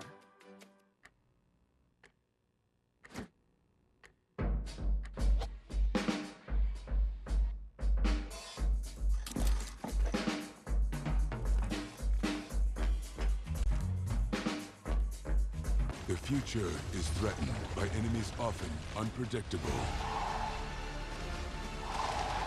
When there are battles to win for America's future, there is one constant: Marines. Welcome back to Birmingham. 9th inning here. A 5-4 lead for the road team. The Montgomery Gray Sox tonight as they go to the 9th with a 1-run lead.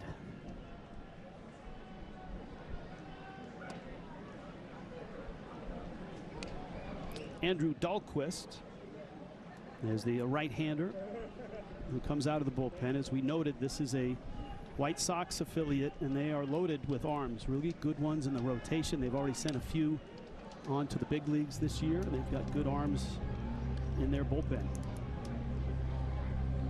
Both the teams, too, and we showed you the reaction of the crowd here when the passing of Willie Mays was announced. You could see in both dugouts and the players that were headed out to the field, everybody just stopped. Nobody moved. Willie was one of those larger-than-life individuals. Like, we have so many players that played ball, but the game doesn't continue to move in the direction that it's moving without those big personalities, those superstar players that continue to go out there and just show how much fun the game is playing it. We were talking about his style of catching in the previous inning. Wasn't too many guys able to go out there and be as loose and free and fluid as Willie was when he was out there on the field, and him showing that level of joy in the game is, and players like that are what continue to keep this game going and continue to show that next generation how much fun we can have. So more players continue to try to play the game and continue to try to show how joyful it is to play the game, because that's how you move the game forward.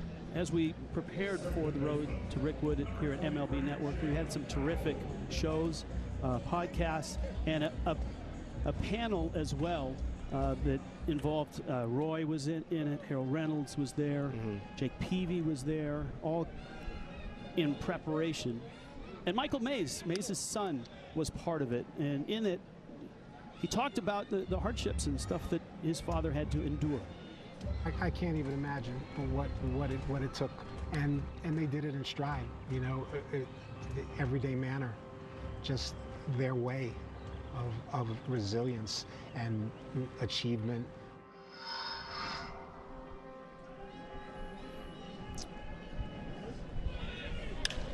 Runner goes, and a liner down the right field line is foul. Yeah, I mean, look, he says it so succinctly and so matter-of-factly that you forget, and that's why we're here, to not forget about what players in that era went through, black players. You know, even though Jackie broke the color barrier in '47 and others followed, the doors did not swing wide open. The teams did not fully embrace. There were some teams that didn't. It took them a while to bring a black player and put them in a major league uniform. Yeah, to try to even imagine what players went through, especially after integration. What really stands out to me, listen to Mays speak right there, Bill Greason had a quote that really stuck out to me that talked about the experience of playing in the Negro Leagues. And to summarize it, he mentioned playing in the Negro Leagues was a struggle, but you struggled together. In the MLB, it was a struggle, but you struggled alone. So right there in the beginning, when you are that one player who goes and crosses over, it takes a high level of courage and dedication to be able to go out there, go into unfamiliar territory, and continue to be yourself and play your game at a high level. We see players right now who get traded or are playing for a contract, and that the amount of pressure that it puts on them, it affects their game. So take that to an extreme level, and you're a player who's been playing in the Negro Leagues, and then you're one of those guys who has to go or wants to go and play in the MLB. And in the very beginning, it is not that welcoming for those players. But those players have to do that to get to the point to where we are today, to where it's commonplace to see a mixed clubhouse. And everybody's able to get along and accept each other for who they are and however they want to play the game. And look, as well, and we celebrate Jackie Robinson, we celebrate Willie Mays and those that were able to make the jump. There were a lot of great Negro League players that never got the chance. So many.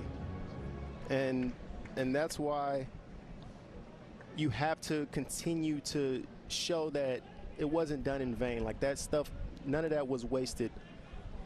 Those players were here for a reason, and those guys made an impact for a reason. I mean, I think about Josh Gibson. Right. To me, that's I've always looked at him and looked at his numbers, and his numbers are unbelievable, and read the stories people talk about. That was the guy. That was the best player of that era. And they weren't talking about the Negro Leagues. They were talking about both. They used to say he was the black Babe Ruth. That's right. But I mean, I think Ruth was the white Josh Gibson. That's right. That's right. That's what many people will say. And unfortunately, you know, he passed away at such a young age. But anybody who speaks of Josh Gibson says the exact same thing.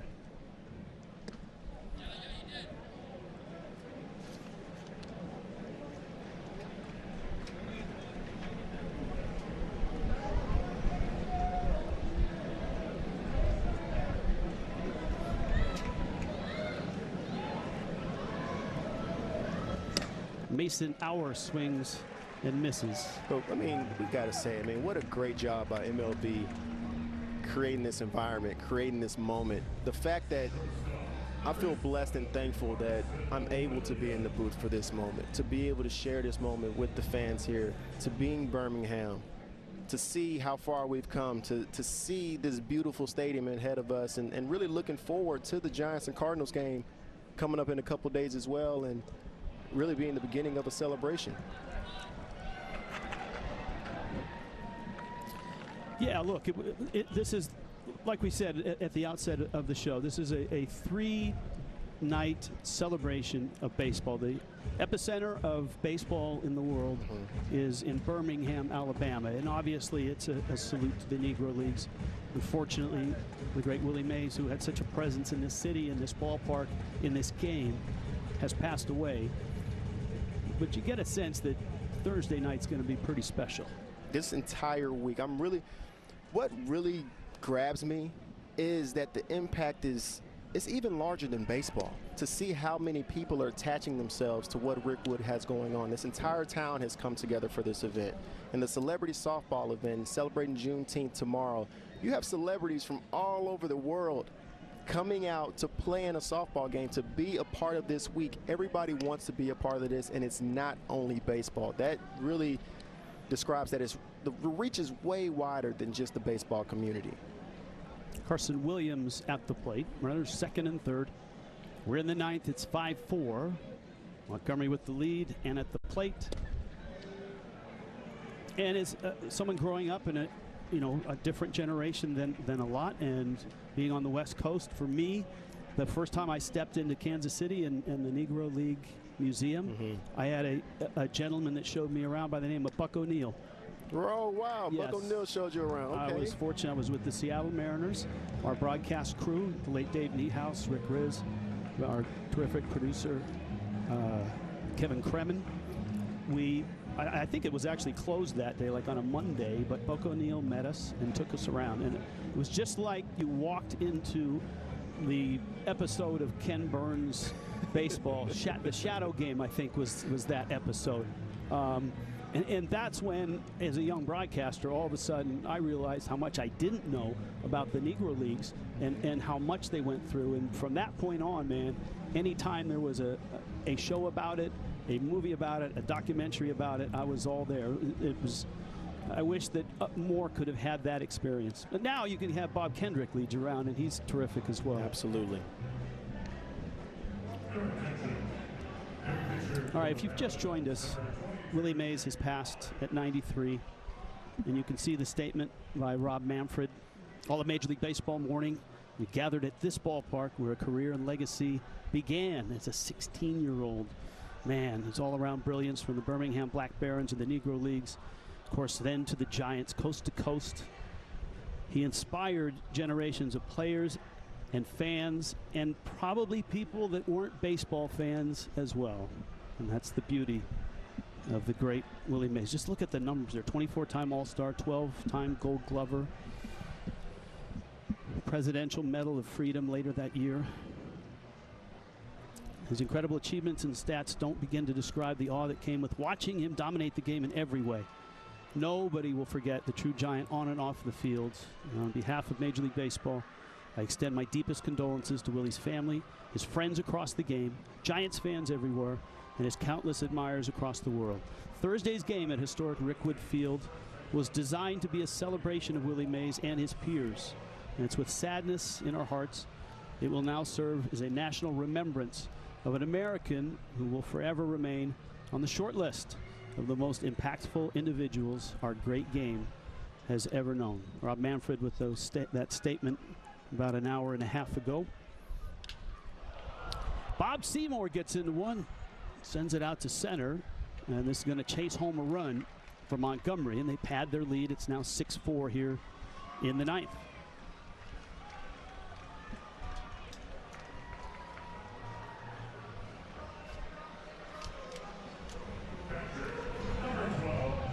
Softball game tomorrow, a lot of celebrities, obviously.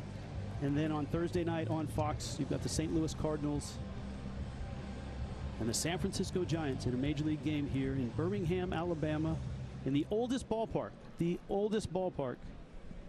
professional baseball, 1910. Yeah, tomorrow we have a great softball game. Looking forward to. You have the Say-Hays, where Barry Bonds is the captain, versus the Hammers, who Derek Jeter is the captain. I know Harold Reynolds and I will be on the field. We have a couple ball players in it. CC Sabathia, Ryan Howard will be on. Then we have football player Terrell Owings. Roy Wood Jr. getting an appearance. I hope he doesn't wear the watch. I would love to hear what Roy Wood is expecting out of him. This is his second chance right here. That's a broken bat. Down Roy's way. Roy didn't get a lot of playing time back in the days. This is going to be his opportunity right here. We're going to have to get him up to the booth to see what he has to say about that. Honestly, you know, my plan is to do really well at this Rickwood Celebrity Softball game and get the call up to the big leagues, which is the Major League All-Star Celebrity Softball game. No, this is the big leagues here. So Roy, this is Rickwood, Roy. This is the big league. Roy, what is your over/under tomorrow on home runs? You're sitting at 0 right now. For me, I'm playing small ball tomorrow, celebrity softball. Everybody over 40, don't nobody want to tear no ligament. This is the time to bunt. No, this is the time to let it eat. This is your moment. I forgot Ryan Howard was playing, and I asked to play first base. I don't want to get shotgunned by a line drive from Ryan Howard. Headed to the bottom of the ninth in Birmingham. 6-4 Montgomery. Are you crying? No. There's no crying in baseball. Or with the Capital One Venture Card, because it lets you earn unlimited double miles on every purchase every day. And you can use those miles on any travel purchase. What's in your wallet? Before tax credits helped transform real estate development, before $1 trillion were allocated for infrastructure, before ESG reshaped private equity investing, CohnReznick's industry-leading advisors understood these market forces and helped our clients change the game. Let us help put your business at the forefront to optimize performance, manage risk, and maximize stakeholder value. CohnReznick, advisory, assurance, tax. Get ready to change the game. Buy the Baxter bag from WM. It's a dumpster in a bag. Fill it with up to 3,300 pounds of household debris. At half the size of a large dumpster, it's perfect for do-it-yourselfers. You fill it up, we pick it up, whenever you're ready. From cleanups to renovations. Buy, fill, gone. Available online and at home improvement retailers. What's up at DQ? These two are debating which $7 meal deal, with fries, drink, and a sundae, is the best full-size meal deal of all. Cheeseburger. Chicken strips. There's something for everyone in the $7 meal deal at DQ. Happy tastes good. Trains. Trains that use the power of Dell AI and Intel. Clearing the way so you arrive exactly where you belong. Rickwood Field. 3 nights of baseball here. And of course the Giants and the Cardinals on Thursday night on Fox. Now while we were away, we needed to document Chandler Simpson, the terrific center fielder for Montgomery, the speedy one himself. Great stolen base guy. This play had him diving for the ball, and he would leave the game. We are efforting to get some report on him, but the good news is there he is in the dugout. That's actually a pretty good sign. Yeah, that's always a great sign. When you see him go down right there in the outfield, you weren't sure exactly what happened. Looked like something on the lower half, I'm assuming. But seeing him walk off the field is always a good sign. He was so electric today. So much fun to watch him play his game. Couple singles, a few stolen bases. Showed that he can bunt the ball. I mean, he really showed a wide array of skills out there. He created havoc on the bases. Jason Matthews is at the plate.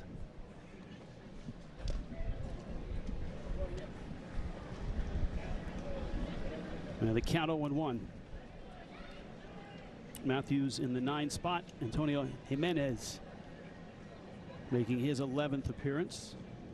The Gray Sox of Montgomery. And a breaking ball misses down low. 6-4.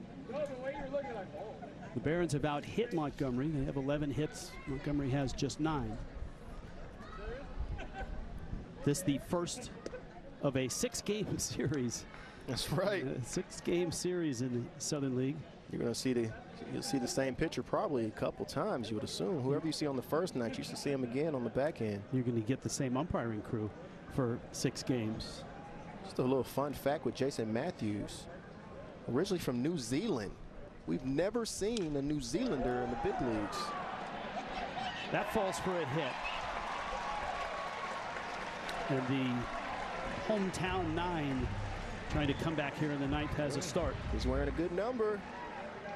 Good number on his back right now. Yeah, he is. He is number 24. I wonder what number Mays wore as a Black Baron. I'm sure we got people that can find that out for you. I'm told he wore number 8. Okay, that was quick.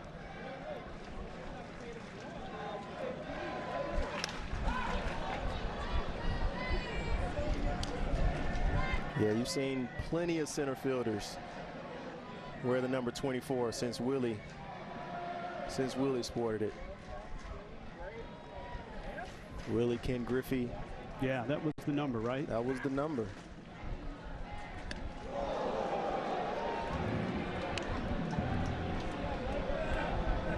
Crowd of 8,000 here tonight, and you can see the clock in the outfield on that scoreboard is set at 8 and 24. The numbers 8 as a Black Baron, 24 as a Giant.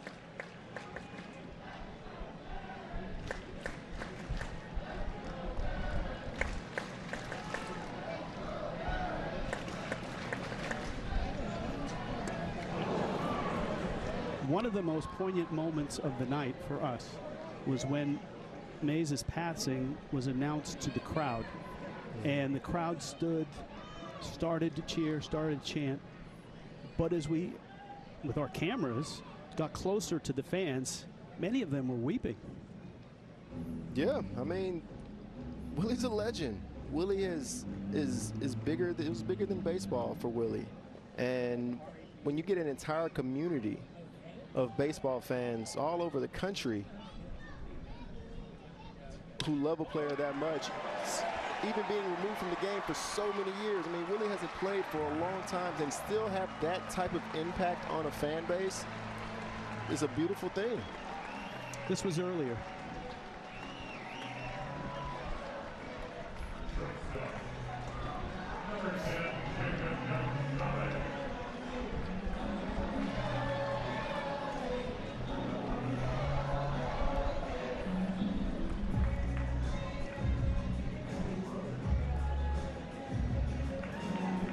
Well, again, Thursday night the Giants are here, and it was to be a celebration of Mays' legacy in the game, the impact that he had on that franchise, on this city, on all of us. And of course, as you heard in the statement from Commissioner Manfred, it now becomes a tribute to all that he brought to the game. And Rich, what really hits me in this moment?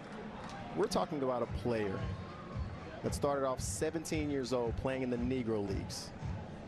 And now in 2024, we see people from all walks of life feeling the hit of Willie Mays' passing.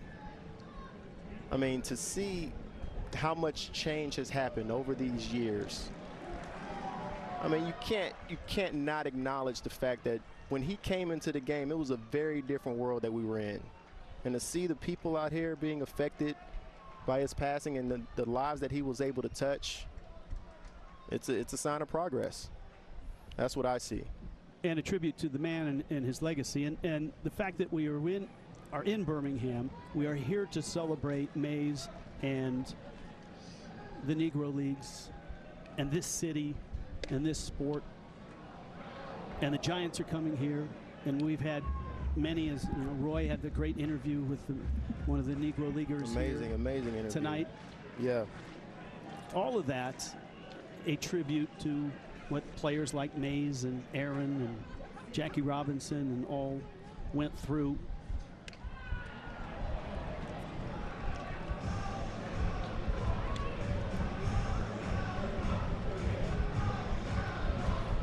I want to make sure that I say the names of the gentlemen who threw out the first pitch to the former Negro Leaguers. Joseph Marbury, Ferdinand Rutledge, Alphonse, Al Holt, and Clinton Forge. I mean, these guys coming out and sharing their stories was much appreciated. And I'm glad they got the opportunity to go out there. This is awesome. Like these gentlemen right here, still able to throw the rock a little bit. And going in and talking to the players before the game, sharing their stories. We're all part of the same fraternity. These guys love the game of baseball just like we did, and without those guys, we don't exist. Major League Baseball, of course, this year, and recognizing stats from the Negro Leagues up through the 1948 season, also allowing former Negro Leaguers into the Major League Pension program. Mm-hmm. That's big. That's big.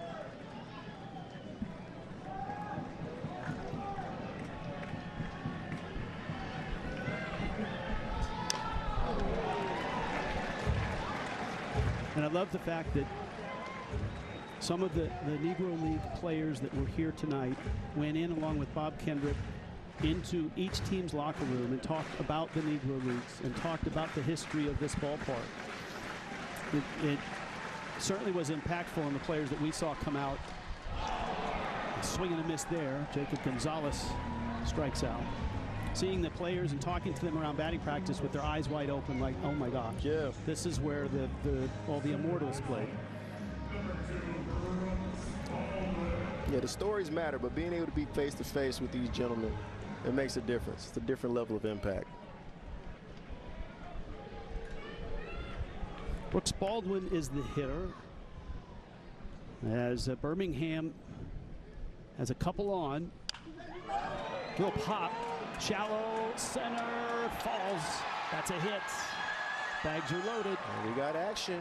We got action. There's one out.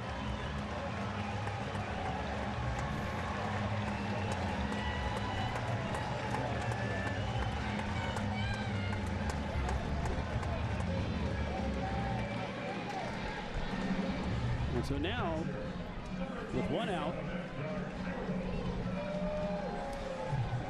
right man, right spot. Edgar Carroll, who was doubled twice, has an RBI single. Has a couple singles. He's 4 for 4. Hard and foul. Home plate umpire immediately signaled foul ball. In Double-A, you've got a 3-man rotation of umpires, and so that's the home plate umpire's call. And it looked foul. Oh, yep. Good call. That's good a great call. Just foul. Right there, if you're on first base, you're trying to score right there. Elliot Melton is the home plate umpire. He's had a good night.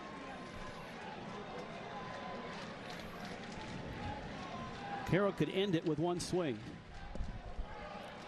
21-year-old Cuban. Angels included him in a trade. He was their number 3 prospect when the Angels threw him in the deal. And we've had some stars really showcase their skills tonight. Into left field. That's a hit. A run across. 6-5. Carroll, a 5 for 5 night.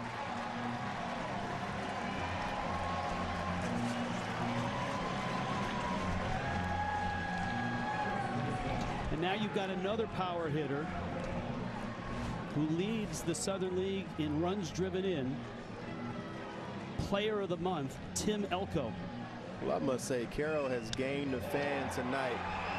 He's been able to go out here, show us that he can smash the ball from both sides of the plate, show that he can shoot the ball away as a left-handed hitter, show that he can get the head out as a right-handed hitter, come in a clutch situation. The complete player right there.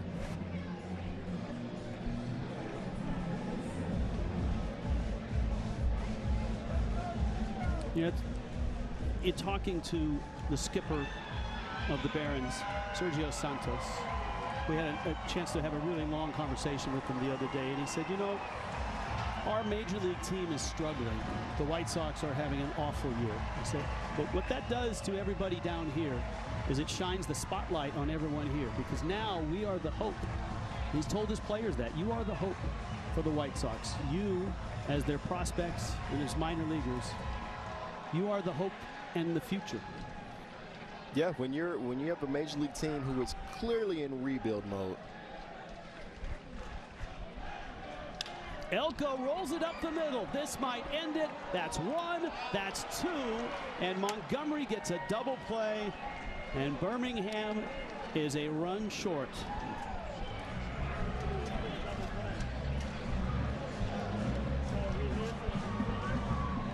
On an emotional night in the city of Birmingham, the Barons are a run shy, and the Gray Sox of Montgomery come to town and open up this series with a 6-5 win and open up the road to Rickwood. Our 3-night celebration will move on tomorrow, and tomorrow we'll have softball, and then of course the Giants will be here on Thursday to take on the St. Louis Cardinals. And this is the play that ended it. Good turn by Carson Williams. And the night is done on the field. But this night certainly will be remembered for something very differently, and that's the tragic passing of the native son, Willie Mays, who was to be the center point of the celebration on Thursday with the Giants and the Cardinals, and he still will be. Unfortunately, he did pass away. And Roy, look, you are our rock in terms of this city and this area. Watching the fans and as emotional as they got in this ballpark, really a poignant moment.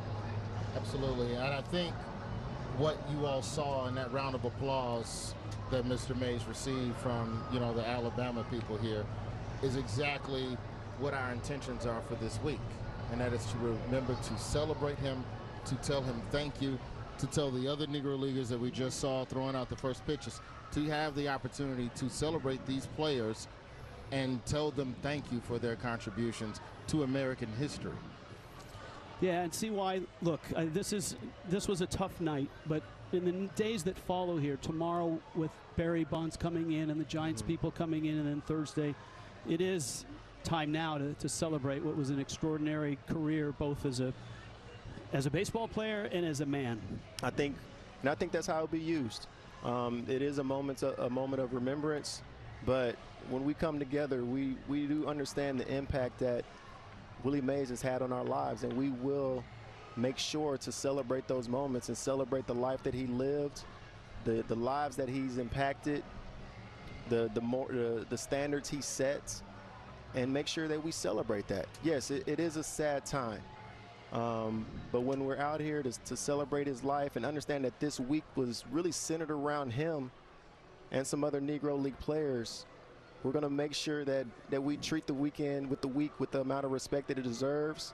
But to go out there and show all the good moments and hear all the good stories, there's going to be so many people sharing Willie Mays stories in these upcoming days, and I look forward to hearing those stories and seeing how he's able to change lives. And without Mays' contributions as a Giant, as a Black Baron in baseball, in society, none of this would have happened. Absolutely we wouldn't be here. Major League Baseball would not have come to Rickwood to rebuild the field, rebuild the relationship with Major League Baseball. So that legacy that Mays and Aaron and Jackie and all of those players, even the Josh Gibsons, the ones that never got to the big leagues, part of that is back with Major League Baseball here and the salute, and certainly in the next 2 days that will amp up a lot. I think what's really integral about this week is that by drawing the focus on so many black players who contributed to this game, you are then showing the next generation of black American ball players that you've always had a place in this game, and that if this is the sport that you want to choose to do, you can stick with it and be as great as these people that we're going to be celebrating. See why? It was fun tonight calling the baseball, and I'm glad you were with me, and you too, Roy. Way to go. I'll take that. Yeah. This was fun, but like you said, it was a bittersweet. tough night, but thanks for getting me through it. I can't think of any place to be when you find out this type of news other than a baseball field and around people who love baseball. In Birmingham, Alabama. In Birmingham. So the night is done. First of 3 nights celebrating baseball and the Negro Leagues here in Birmingham. The Black Barons come up a run short on a night that will be remembered, the night we lost a legend in Willie Mays. But in the next 2 nights here in Birmingham, we will celebrate the Say Hey Kids and his impact on this game and in life. Let's head to Secaucus now and Brian Kenny. Brian?